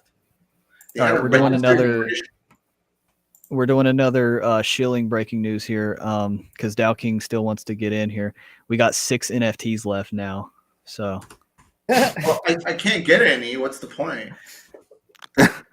So there's another way. Buy Dow so King you can. So here's the thing, NFT. and we were totally real in the AMAs, right? You can game the system, and how to game the system is you can get a Cardinal Crew membership for 1 month, get access to Node Runner, and then in theory you could just not pay the rest of the months, but you have to be an active Cardinal crew member to get access and like cash out the rewards, the distributions each month. So then you can come back whenever, collect your freaking rewards if you want to. But the other way is we do have a pre-search grant. I just reached out to the team because I told them you wanted to get in, because we can't make exceptions for anybody. We're not going to do that. But if you do, you can do a pre-search grant where you vote for Cardinal House. It's like you have to own $60 worth of pre-search, and you vote for Cardinal House for the 100 grand marketing grant. And we're like I'm pretty sure we're in the lead. We can't see the results, but we're pretty good so far. And if you do that and you show proof that you did it, you get a free 1 month membership as well. I have no idea what you just said. You just made it very difficult to buy an NFT. I mean, Good job. I gave you an option. You don't want to put in the work. I I own can't. plenty of DAG. I'm gonna get my own damn node and sell it to people. Well, we told people if you can get 20 grand worth of DAG, don't get into Node Runner. Like, don't do it. You can just do it yourself. Yeah, I will. Don't worry. We're on top of it. I could just stake my DAG, actually. I don't even need to go get a node. I can just stake it. Now that I think about it, I don't need you, Austin. Pocket Ace says, "Do you want me to buy you one until you have a membership?" I don't want a damn membership. Dude, you were making so much money with Stablefund. You can afford $25 a month. What's wrong with you? I just don't want a membership to Stablefund. I mean, to Cardinal House. I don't even know what Cardinal House is after all these goddamn months. What is it? Dude. Can someone explain to me what it is? Nobody knows what it is. It's what is it? It's a thing. And why is it Bro, called Alex, Cardinal you know what Cardinal House is. Get out of here. It's a community, and they do things Community of and stuff. what? Of people, Bro, humans. You can keep asking. People. Great answer. Do you want me to answer your question, or are you just going to keep asking questions? So we are a community that is focused around crypto education for free. We don't sell any courses or anything except like for the that. $25. So the $25 a month, you want me to tell you everything you get? I'm going to show No. the membership here. I really don't want it. Well, I'm going to tell people because this isn't your channel. Tell us about what I get for. Is there a referral link? There is not a referral link. Okay, go ahead. So I have actually a referral link. You don't have a referral link? I do. There is no such thing as a Cardinal Crew referral link. There This is is. the problem with YouTubers. These There guys- is. I'm No, not there using is it. not. There is. I'm not using you it. can though. invite people to the server. There is no such thing as a Okay, referral link. tell us what happens in Cardinal House. Go ahead. Okay, so I'm sorry. I have we no filter. I can't I'm bad at not saying shit. We have Node Runner. Obviously, you can get access to Node Runner. We have the trading room, so we have a couple people that are really good at trading. So we got Cyril. He is really good. Aussie's really good. And we just kind of talk about different training sessions and stuff we do each week where we just learn about TA, trading, that type of stuff. Crypto onboarding. So if you are new to crypto, you don't even know what the heck a MetaMask wallet is or anything like that, we will do each week. If anybody wants to personally come on, teach just the basics of crypto, any questions you have, anything like that.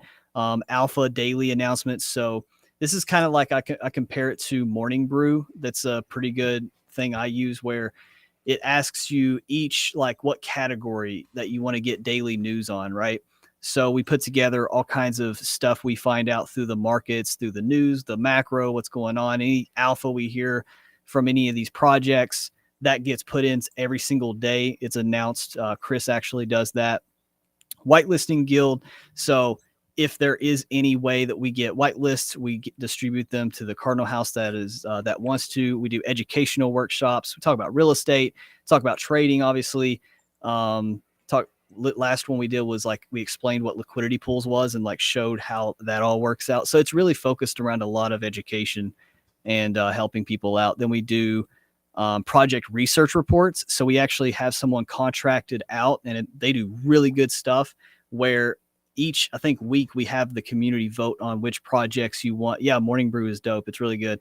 And so it's basically for the alpha announcements, just picture Morning Brew, but with more crypto stuff. So with the project research reports, we have this person, they're in there. I think I think it's No Name, actually. No Name. He does really good stuff. And we do in-depth project research reports where we talk about what the project is, what's the revenue. Like, I don't do them, so I don't know the intricacies, but it's really good. Then we rate them. I think they rate them like 1 out of 5, or is it safe or whatever. It's really, really good stuff.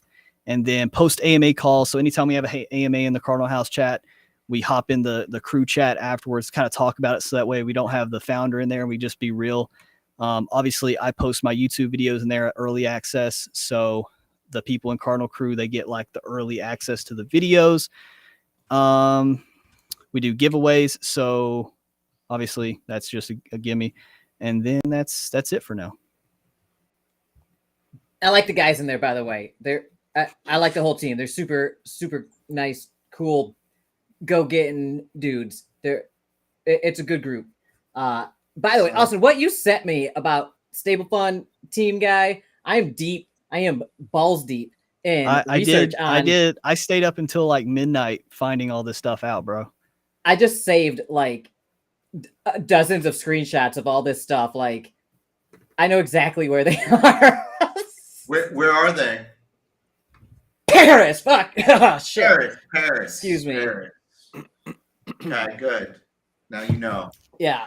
But let me ask you something. This is public information. You can release it in a video. It's all public. I mean, this is literally they run a restaurant. They run a public restaurant. It's like they took down the Facebook page for it, but you can't take down TripAdvisor and Foursquare and all this stuff. Like, it's all there. Did you see some of the reviews in TripAdvisor, by the way? I thought that was pretty interesting.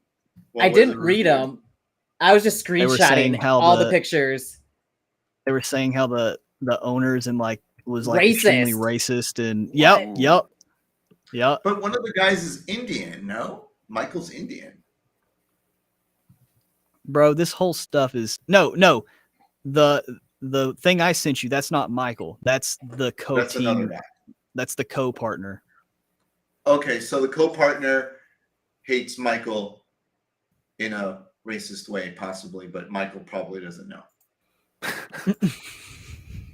Is that kind of as you guys are saying, Michael? One of the TripAdvisor things said, "Sitting out the front is a good place to watch the throngs walking around St. Michael." Oh, what the hell? Serendipity! Like, I'm freaking out, you guys. Like, what is going on? I'm tripping out. You use the name. They're kind of telling you. So, like, is Michael one of their aliases because their little restaurant's right next to St. Michael in Paris? Yeah. Yeah. Wow. I bet you there'll be somebody going to that restaurant tomorrow. Dude, and the thing is, like, I would be absolutely terrified to sit here and run with millions of dollars because someone dropped a comment in the public chat earlier. Bro, you rug the wrong person, especially with millions of dollars. You just opened yourself up to some scary risk. And I'm not talking federal SEC stuff. I'm talking scary stuff. Like, dude. I mean, Do you? Jesus. So, this guy that works there, this manager whose name is Michael. You think that's Michael? Get out of here! I swear, dude, Miguel. Get out of here! What? Well, okay, here's what I was always wondering. Why is he going by 2 first names? His Telegram name is Ray, but people call him Michael. I hope, I mean, this could all be wrong, and this is all public information, so, like, sorry, people at this restaurant, if you are not associated with this whole thing, but, like, it's looking weird, guys. A lot of it just links too coincidentally. Well, that's Saint Michel. That's not Saint Michael. Tomato, brother. Tomato. It's but the manager's name is Miguel. Miguel. There's a lot of Michelles and Miguels there, probably. Yeah, I mean, it's probably all coincidence, so nothing all public information, so none of this is private. Nobody told me this in private. This is all public. I've never looked into Stablefund really at all. So, like, I just saw their public okay. profile on Telegram and Discord and Googled it. Literally typed in. They probably changed it by now and disappeared. But This is not So- the type of restaurant I would expect. So to I see just- it. So I Right. just asked, like what I just asked about why he was going by Michael when his Telegram name was Ray. So I don't know what the passport thing that this person's talking about, but apparently there was a picture that he shared of a passport to prove he was who he was. But they said that it's a fake stolen passport and it was by this name that I'm not going to say because this may be an innocent person if it is stolen. But the first name is Michael, and it says that's who he pretends to be and who he registered the business under. The other guy who looks white on LinkedIn named Michael blank blank, because I'm not going to say the name, is the real one whose passport is being used. Mm. Oh my God. Yeah. I mean, this could also just be a goose chase. They're sending us down the wrong path, but you know. Well, here's my thing is like, why would you just like randomly make your profile picture of a business if you're not like in some way, shape, or form like associated with it? You know what I mean? Like, do you just visited that restaurant and you're like, bro, I got to change my profile picture to this, man. This was such good bar food. Looks It's like too they- complex to make it up. You're looks like they right, sell Sarah. them. It looks like they sell some really nice gyros. Euros. I mean, it looks like a tourist trap, right? Like, I mean, Yeah, a little bit.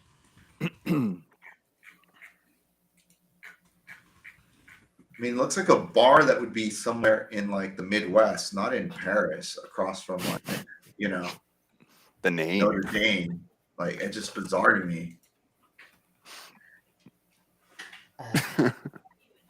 No, I'm like not- this, I want to say that this is so obvious. Like, it's all public, right? It's their. I just Googled what was in their profile picture. I just Googled the 2 words and it pulled it up like instantly, like pages of info, right?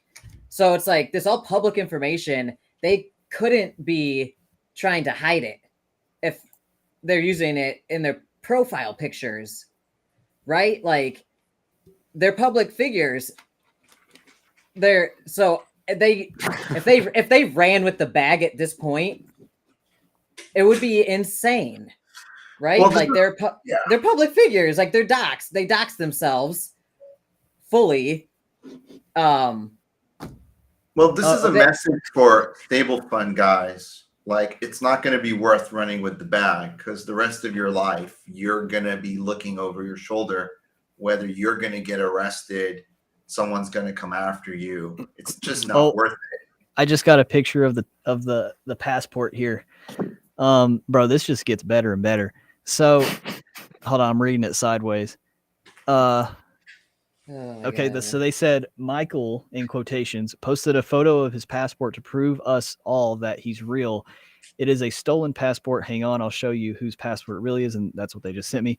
He expects us to believe that there are 2 people by the name of Michael blank blank born in a state in America on this exact date that they gave me. Hang on, and they like skip trace the name and stuff because you can do that. That's literally anybody can do that, and that's who it is and where they are from. And the person they found does not match the race nor how they sound in person. You know what I mean? Does that make sense? So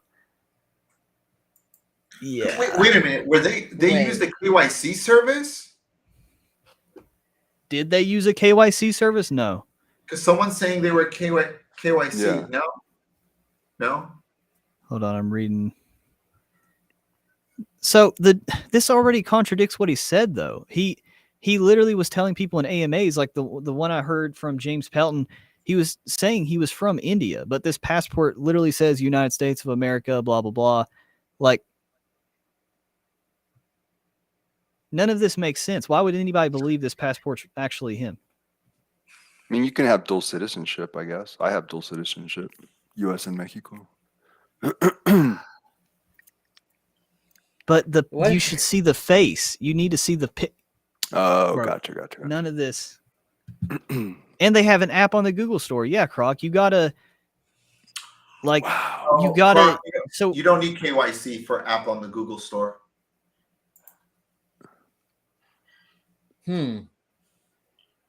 I've had apps on the Google Store. You just need a credit card. So the credit card, that's the key. The credit card can be backtracked to those people and the address. So you can summon that credit card information on Apple back to those people. So you would have to summon Apple. You got that? Summon Apple to give you the credit card information, name, address, and the credit card. oh my god. And the credit card stuff.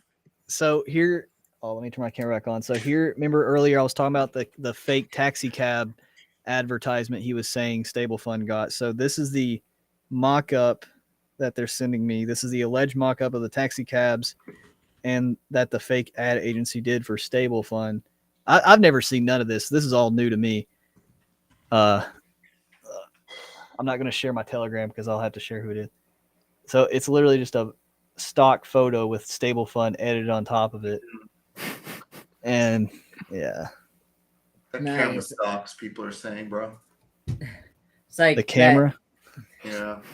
That whoever did that picture, I think that they did the Seifu plane as well. Well, and then they actually they got the real stock photo. Like this is what the real one was. They found the real stock photo and then they and you can even now compare the stock photo. All they did was use Photoshop, put Stablefund on it, and then copied and pasted and put it a couple taxi cabs in the front and back. So people are saying they're KYC'd. So if they're KYC'd, then I Who think were they KYC'd by? Someone drop who they're KYC'd by. Anyone know who they're KYC'd with? Because the last time I checked, Who's this? Who's this? Pocket Aces. Pocket Aces. Pocket Aces. What's up, man? Hey guys, I'm gonna get out of here. You guys, Don't leave. You're not allowed to leave, DK. No, I'm gonna go get dinner. You guys are doing God's work. Yeah, he got summoned by the wives, so you know. You can say no to the wives. Tell her, Not tell much. her I Take said a look hello. at your DM from me. All right, guys. See DK. Thanks for joining. see you later, man. I saw your DM, Pocket Aces. Yeah, yeah. You know what can you do, right? Oh my gosh, this is. Wait a crazy. minute. What am I looking at? No, not Pocket? yours. Take a look at yours on Discord. Yeah, you just sent me something. What the heck am I looking at here? DEFI. Oh man, Danny boy. What are you? dude, this is crazy. I can't believe Here, I'll send it to you, Yabonks. I'm blown away by how many videos were done on them by YouTubers too. Somebody sent me this a while ago. Oh, shit. this What is is so. This this? is the person that was the stolen passport. This is the Yeah. person. Okay, yeah. It's So a this crazy isn't in-depth thing. what we're looking at, everybody. This isn't the actual Michael person, but this isn't the guy we're mad at. This is the person that they stole the passport from. What? Wow, dude, this just freaking gets crazy. So, okay, Oh so my- this what you just sent me. This is who they stole this person's identity. From what Yes. possibly the thing is somebody sent me Possibly. this on the fly one day, and I was like, anybody could have mocked up some of this crap just because they hate them because they lost money or something stupid. So I didn't really. Yeah. Well, it's really funny you sent that to me, Pocket, because I'm actually looking on arrestusa.com because someone just sent this to me, the person that's telling me all this info. Well, when And you it's started the same- talking about it's that, the I was same kind of like, person. this seems like what I already saw from somebody, and I was like, Yeah, this is the same person. All oh my gosh. Interesting. dun dun dun. Oh my Yeah. god. And it's so funny because on their websites, like featured in Bloomberg, Yahoo Finance, NASDAQ, They Market all Watch, say they that. paid for that. But no, Yeah. they You can paid for get that. You pay $200 Our- and you're Yeah. We can have our Publish show. your DM me. content- We can be featured on Bloomberg Well, as well. and that's how you Content get creators do certified. that. That's how you get Yeah. your blue check. That's how you get your check mark. You have Because- them write a bullshit article about you and then you submit that to YouTube or Twitter and say, "Look, I'm a public figure. They write about me," and you know, So silly. yeah. You can I don't see. hire companies to do that to give you the blue check mark. That's how you get the blue check mark, basically. Yeah, I can't find anything about them being KYC'd. Now here's the dangerous thing, and I want everybody to literally listen to me. Like, do not going after people, because right now we're just freaking shotgunning approach this whole thing. We don't know the ins and outs of anything, and the people that you may find that you think is responsible, if they went as far, if this is true, if they went as far as stealing a passport, they probably have fall people, because this is very common in rug pulls where they have people that trust them that are just as delirious as all of us, right? Like, that blindly trust them or threaten them or coerce them, or maybe they're getting paid. Like, we don't know whatever, but there is probably a fall guy in between Michael and us that if we do a lot of research on, we probably find them. Like, who knows, that MEXC account, again, I'm just speculating, that MEXC account could probably be owned by the fall guy. And then that fall guy is being paid to give the money to Michael or whoever, right? That people do this in those scams all the time, where people like call people saying, "Hey, you got to pay off your Amazon bill or something." And then people send cash, like old people will send cash to some mule, and then that mule will send cash over to India or wherever they're doing the scam at. Like, bro, it's on YouTube all the time. Like, people bust these people. Here's $5,000. Move this money there to there to there for me. Yeah. So if they're moving over $40 million, I doubt it's Michael being the person moving it. I highly suspect there's probably inner working middlemen that they're going to probably get caught up before Michael and this other person does. 100%. Their website sucks, by the way. I was expecting something much better. Let's just roast their UI, because that's all we can do right now. Screw their website. Hey guys, I have a question for Meeksas. I have a question for Meeksas Stojanovic. How do you know they're KYC'd? Can you type it on there, please? Hopefully Meeksas is still here. Well, they came from Stablefund, I think, when I said we were live. So hopefully we'll get an answer. Yeah, and everybody that's like, people are blowing my DMs up now with all this stuff. The main thing I want everybody to realize is we need proof. Like, don't just take little bits here and there and think it's definitive. Like, I know this is a very highly emotional time. I had money in a stable fund. A lot of people did. But, transactions on the blockchain are so hard to put context into that you dang near need to be looking over their shoulder with video proof of them doing that transaction to pin it on them specifically. You know what I mean? So a lot of this stuff is just speculation that we're talking about.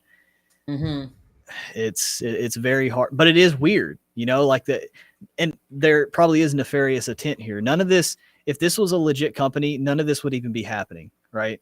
It'd be as simple as a refund, wipe your hands with it, and there we go. Okay, thanks for clarifying, Meeksas. Yeah, I mean, I think if they were KYC, it'd be easy to find on their website. That's something that you kind of tout. Dude, wait a sec. So they're saying that thing you sent me, Pocket Aces, that's their public KYC. That's what they used to KYC. This was sent from some person that I can check who it was because it was on a private Discord chat. But yeah, I was like, dude, what is this? Like, what do you even like? I get you might not have a hate on for them, but I can't believe any of this because how do I know where it even came from? Right, that's fair. Like what I just Pocket Aces, back. Pocket Aces, do you play poker? I enjoy poker. I won a WSOP event once, so I'm just gonna like flex on that real quick. Oh, there you go.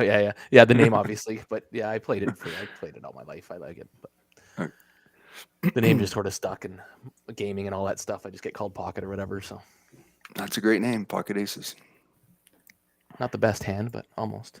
Yeah. No way. Did you see what I said? Wait a minute. Get out of here. Send me the link. Don't send me the screenshot. I sent it. Oh god, I'm freaking out. Why am I so good? Send me the freaking link. Fuck. Oh my god. Oh, you're You're creating some buzz here, Austin. Jesus got? freaking. What have I found? I don't know nothing. It's all public. I didn't do nothing. It was pocket aces. It was Enrique. Oh Blaming them my off anonymous god. guy. How are you this stupid, bro? Interests, LinkedIn News UK, and Bitcoin. What is happening right now? How are you going to lead a freaking a whole Ponzi scheme and then none of this makes sense. None No. of this does. I don't Dude, get it, dude. Honestly, you know, given my experience in all these rugs, all this stuff, whatever, dude, you know what I think happens? I think literally these people get in the room, right? Because you can never make sense of none of this stuff. They probably do that on purpose. They're like, how can we make this as confusing as possible? Okay, we're going to run this until we can't. We're going to say there's a looping issue. And then we're going to say there's going to be refunds, but we're going to send it to a centralized exchange wallet. I'm going to make 3 different LinkedIn accounts. None of it just make, dude, it's like rugging as a service. And it is convoluted. Like this is weird, man.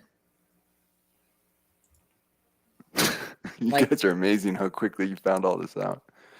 Oh my gosh.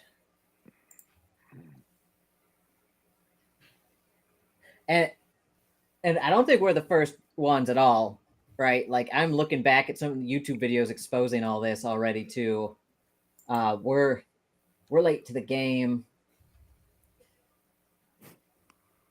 So- See, this is what makes a me mad, CEO bro. With 30 connections that in LinkedIn. I just made a tweet about this literally yesterday, 2 days ago. And it's like people replied to me and they said, you know, you can't help everybody.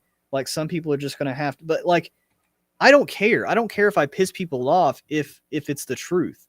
I literally said like, and I'm genuinely curious to hear your all's input on this. How many times does a project have to rug or just fail before people listen to objective concerns before that happens? We're in a culture right now in crypto where you have like the project essentially has to rug before like people will listen to you, where it's like, oh wow, Austin was right. It's like it has to happen, right? Like literally a week ago, I was asking these questions and people were getting mad at me saying, it sounds like you're attacking Michael. I don't think we should be asking those questions or, you know, whatever. But now it's like, dang, dude, like, why do we have to be in this, like I told you so state of mind? Why can't people just be like, you know, well, hold on, maybe Austin has a point to this, or maybe there's a reason why so many people are asking the same questions. Let me slow down for a second before I just go crazy cult mode. Did you answer this in one of your videos about internal biases? Internal biases, I probably talked about it somewhere. But they're going to have their ideas, right? They have it already in their head. They've put the money in. They've committed to it. They have to believe that belief, otherwise they're screwed. So they'll back that up until the end of days, making sure that they hopefully hold on and get something out of what they invested. But you're right, it's wrong, but they're going to do it. Yeah. No, Yeah. That's Yeah. it, man.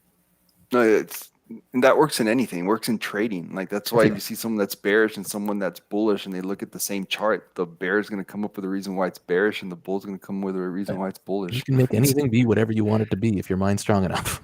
Yeah. Or your ideals or whatever's backing your thought process.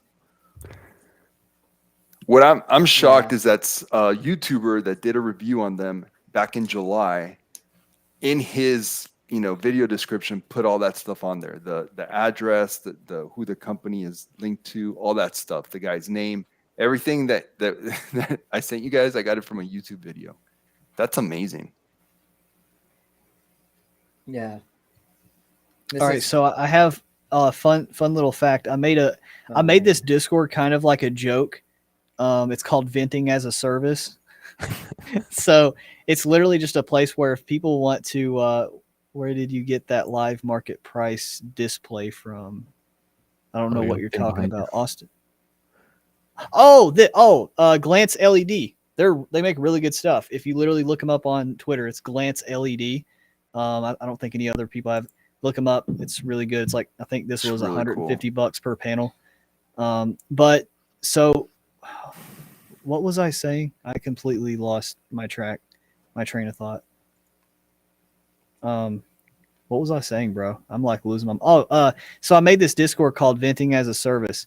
So I have a bunch of evidence that we're like compiling for 100 Days Ventures. So I made that post 100 Days Ventures for people to come and just either, but this isn't just about 100 days. If anybody wants to come in there, talk, vent, whatever about their projects without being accused of fodder, I just dropped it in the chat here. I'll have a evidence channel opened up about Table 1 if anybody wants to drop stuff in there, because, man, this is nuts. I can't keep up with everything everybody's DMing me.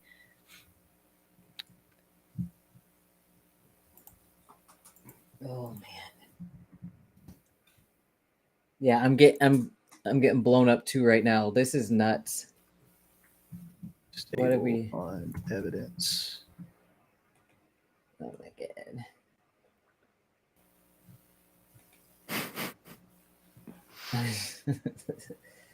This is weird.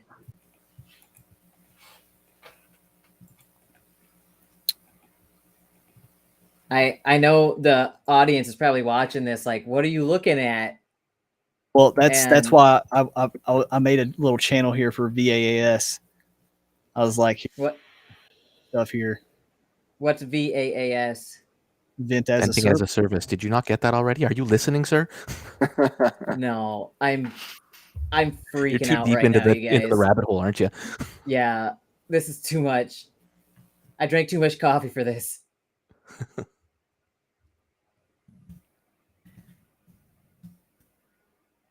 What in the heck? As you know, Stablefund has stable rugged. There will be an influx of people.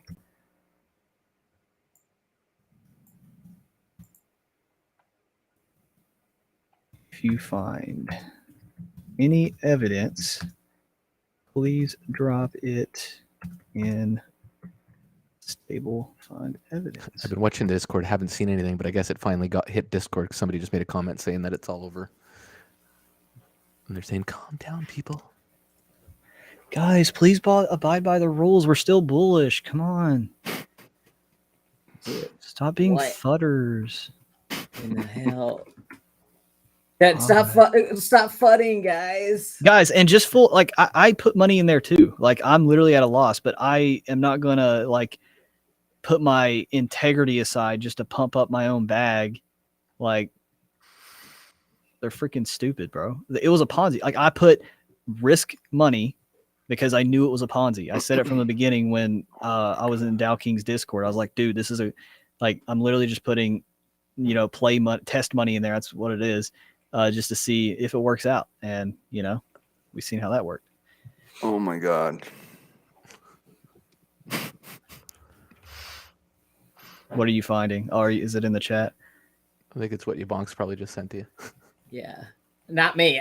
Some random person you know on the internet. So not how does my- this work legally? We can't say anything. Like, Well, the thing is, this is all public information, right? I just So- like to be careful. I mean, we're probably Yeah. fine, but I don't know. I like to be careful. There's crazy people out there. I agree. So this is all public information, and it's other people have already exposed all this stuff on YouTube and on some blogs and things like that I found. But like Austin said, it's kind of a sensitive subject. so we can't say the name. Okay. So if you want to know We- more, you please could- Google it. Legally, you can. I mean, just Legally- just like we talk about like we talk about money. Do your own research. I mean, if we're not crazy people, like we're not sleuths. Like this is all public info. Start with what I said and just go from there, bro. Yeah, this is straight nutty. Straight nutty, dude. Man, I feel bad for the audience who's like watching this, like, what the hell? Watching all of you stare at Yeah, screens. Yeah, that's why I was saying, like, can we tell them the name of the person So, that like- they can Google him? Like Austin said, people are crazy, right?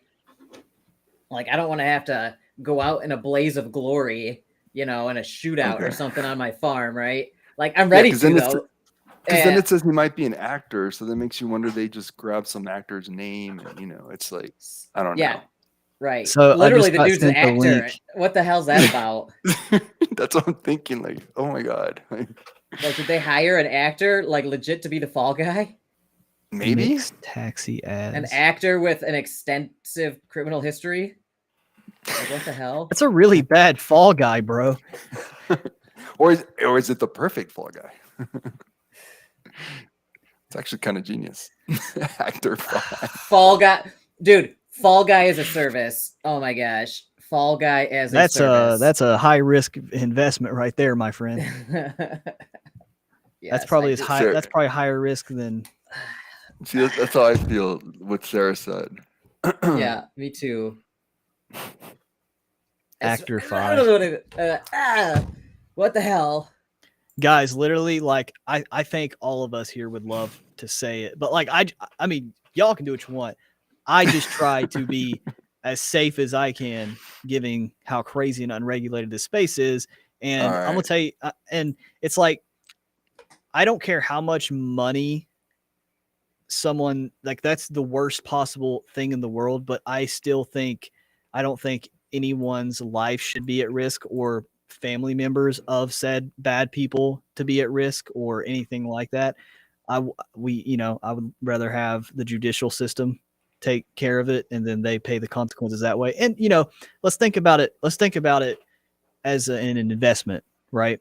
If I were a bad person and I wanted to do something very bad to somebody, they're done. Their life is done, right? But if they go to prison for a very long time, do things the right way, they're suffering way longer while we get wrecked, but then we get to make our money back because we have our freedom and we can go and continuously make money and learn from our mistakes versus somebody that's an idiot that is a thief.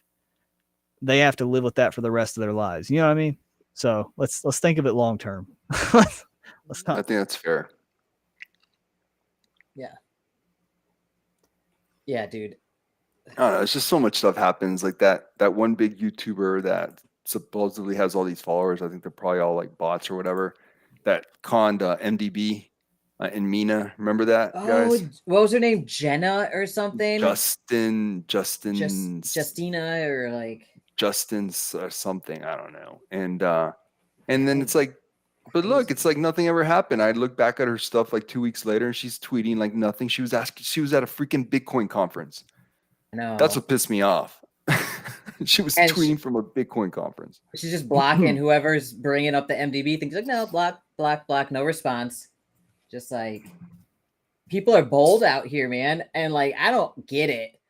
Like, I turn down legit, like lucrative opportunities out here because like, they kind of cross over sometimes my moral boundaries. And I'm like, I can't, like, I would really could use that money. I could put that money to good use on my animal sanctuary. I could do some good with it, but it's like, if it means I have to like, I don't know, man, break my personal values, like I can't do it.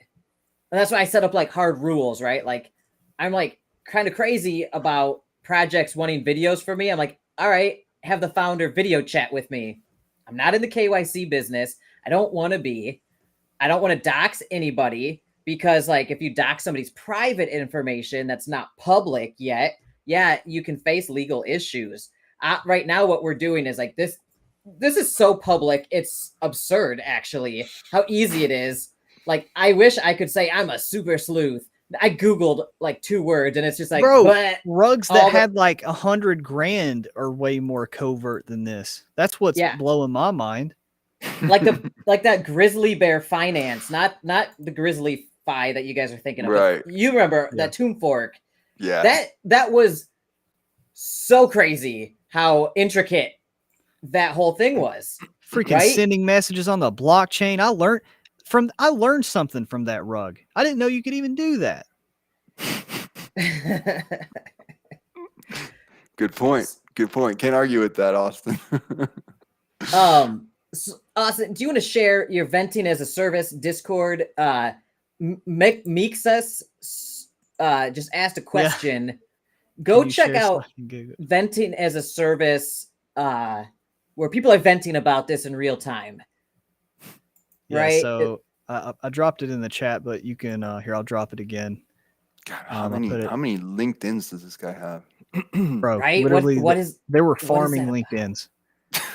like? What is that about? So many LinkedIn's. They did a LinkedIn as a service, a Fall Guy as a service, and a rug as a service. Bro, Oh they my this was a gosh. contracted out rug.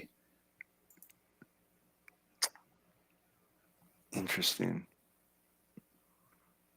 I think the fact that he's an actor is really, really interesting because I know that, like, a lot of the crazy stuff you saw during COVID, when whether it was like anti-vaccine or pro-vaccine, like some of these groups would hire actors to like go and, plead their case in front of Congress and stuff, like not Congress, but like local officials. So it just makes me feel like they probably just hired this guy's identity. They hired him and just took his identity is the vibe I'm getting. I don't think this guy probably can spell Bitcoin. Okay, so this person sent me a bunch of stuff. So they said the two LinkedIn accounts that shows a picture are the real guy whose passport was being used. The LinkedIn account that shows no picture is the fake dude from India using the stolen passport. I wanted to contact the dude in the passport to ask if he knew that the passport was used. Those three LinkedIns are not Stablefund, Michael. The one showing the photo is the real guy whose passport is being used. And the other one is the dude that just effed us all. Dude, I've been trying to warn people for 2 months. I've been acting like I don't know anything in Telegram so I wouldn't get banned. A lot of people do that. Here's the link to the ad agency. And they sent me the ad agency that put the ads on the taxi cabs. He just paid a couple of Indian dudes to dress up their cabs for the day. I don't think they hired that low level after. I think the passport was acquired on the black market. He probably has no clue. I'm going to access his contact information from backstage and try and ask him the question at some point. The dude has rugged big time Wells, and let me tell you, they are pissed. Man. Oh man. Gad Well, zoinks, hey, you guys. guys. Gad zoinks. What is happening? Hey guys, well I'm gonna call it a night on my end. This is just Yeah, me too. Shoo. this has been nuts. Guys, we almost Yeah. hit 4 hours. Really? This has been the longest. This will probably be the longest podcast we have ever done. Podcast / breaking news / CNN/Fox/ we've had the most guests on here / Yeah. bro breaking We battled records. through Freaking technical difficulties. hold up.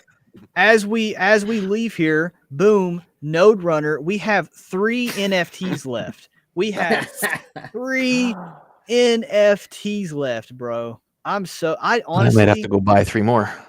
Bro, close this I'm out. honestly shocked, man. That's Croc nuts. just dropped a bomb, y'all. Go have Oh, fun God, with what did that, he say? guys. All right. Well, It's on- hey, we didn't say anything. Croc's the man. Chat is there in public information. There it is, guys. Thank you, people in the public chat. And there we go. You see, that's what I'm with Croc on this. Yeah. That's definitely my a stolen idea. Yeah, I'd be saying Yeah. the same thing. Yeah. Just copy and pasting pictures and everything else. Yeah. Well, guys, it's been a wild 4 hours. Thank you. It's been a at one wild point we're at ride. 51 viewers. Crazy. So thanks everyone for watching. Thanks for joining another time in Hey, the future. make sure everybody let's end this on a good note. Everybody subscribe to all 4 of our channels. We got another YouTuber in here, Pocket Aces. We Yeah. got Austin Clark, Yabonks, Oh, Pocket and Aces EA has Crypto. a YouTube channel. Okay. Yeah, just I search do. Pocket Aces. Okay. And let's doing it now. everybody that if people join from Stablefund, watch our streams. We're live every single Friday, 4 p.m. Eastern Standard Time. Just convert that into whatever your local time is. Like, we try to show and talk about all kinds of useful stuff. I talk about real estate sometimes. We talk about trading. Yabonks talks about tech of all kinds of stuff. We try to be very diverse, and don't let this be like an end all be all. Crypto is useful. There is going to be stuff that happens like this, but don't let this think that this is like the end of the world. Nothing is more important than your life. Nothing is more important than your future of threatening people. So please don't do none of that. But just please, bro, like whatever you do, there are resources out there. Like, don't think that like money is, like it should define who you are in your life, and you should just do very bad things. So please use this as a learning opportunity.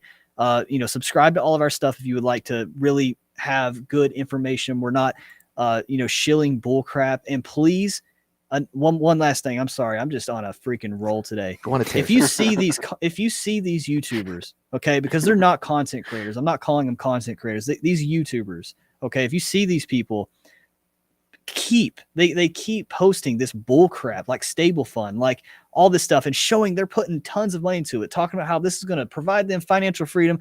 I've seen YouTubers make paid groups that this is like a part of their stuff in their paid groups, where like they show all these opportunities, and they're and disgusting, bro. If you see these people constantly pushing this crap, let that be a determining factor on your future, people that you're watching on YouTube, because that is absolutely just garbage. And I hate people that's like, oh, but it's like they do like a religion aspect to it, or they say it's all stupid, dude.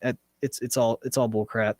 People will get wrecked doing this stuff. Learn a valuable skill like trading, investing into real estate, something that you can control your money with. Stop giving your money to these people. I think that was beautifully said, man. And I want to reiterate, don't let lost money in DeFi and the stock market and anything shake you to the core. I know it feels like you get punched in the gut when you blow up an account. I have blown up my entire financial situation probably 4 times now in my life. And I'm like 34 years old. I literally made such risky gambles all in on with all my money, went to zero like 4 times now. Each time I try to learn from it, but like there are certain personalities and things that are so tempting that you're like, oh, if I just do this, I'll be set for life. And then you're like, oh, fuck, I'm going to kill myself, right? Don't kill yourself, right? Whatever you do on all this stuff, you can always make it back. You can make back money. Start a YouTube channel. In 6 months, my YouTube channel's blown up, right? You could start so many different businesses. Anyway, I wanted to end on a positive note, right? So positive mental health is important. Money's not the end of the world. You can always make more. But somebody just won a pre-send NFT, all right? I picked the winner for the pre-send NFT, you guys. And PETA _C. So PETA C on Twitter. I'm not going to read his email address or his full name, but PETA C has won a pre-send NFT. Awesome. PETA, if you're watching, I'm going to not only DM you on Twitter, I'm going to email you as well, so we can cross-reference and make sure you're talking to the real me and not somebody who's impersonating me. And then I'm just going to ask for your wallet address. I'm just going to send you the pre-send NFT. I will not ask for your seed phrase or any of that. I'm just going to ask for your wallet address and send you the goods. And that's it. So PETA C, congrats on winning the pre-send NFT. Happy note. Yeah. Fantastic. Yeah, and I really want to reach out to like somebody, like Croc, man. I know Croc, you're hurting right now with the Stablefund situation. Take it easy. Just take it easy. Life goes on, man. It's super unfortunate, but yeah. So yeah. Anyway, man, Enrique, you got anything to add? No, man, you guys finished it perfectly. I was just gonna say, when that kind of thing happens and you lose a ton, just know you're not the only one. It happens to everyone. Like you guys said, you just got to learn from it, pick yourself back up, because you know what? It's already in the past, right? So you can't dwell on the past, but it's tough. But it's happened to all of us. We've all been there. Yeah. So, well, you guys, Enrique, Austin, Pocket Aces, you're going to be doxing soon once you hit a certain. How many subscribers? Well, I said between 500 and 1,000. I'm over 500, but I might have a date set where I'm going to be on somebody's channel and possibly going on camera then. So it'll be towards the end of November. I'll announce it when it happens, when I know it for sure. Well, I look Fantastic. forward to that, man. So, So it's been all a right, fun you ride. I love guys. it. I'm still shilling Yeah. some stuff, but I try and be really honest about it. Yeah, Still Yeah, small. that's all you I can do. think just be transparent and be That's clear all I with your do, be clear with your biases, right? Like if you're pushing an affiliate link for something, like say, this is my affiliate link, I'll make some extra money off this, so I'll take that with a grain of salt. I might have a bias if Use I'm it, don't putting that use it. out I there. don't care. Yeah, or if like I have money in this, so Enjoy that's my Node bias. Runner. Sure. Austin's on the Cardinal House team, so he's shilling Node Runner hard. That's his bias. Man. Enjoy Node Runner. Yeah, thanks so much, guys, for having me. I would look forward to coming by again. Absolutely. All right, you guys. Have a good day, guys. All Join right, Node Runner. guys. Good night. Node Runner. Node Runner.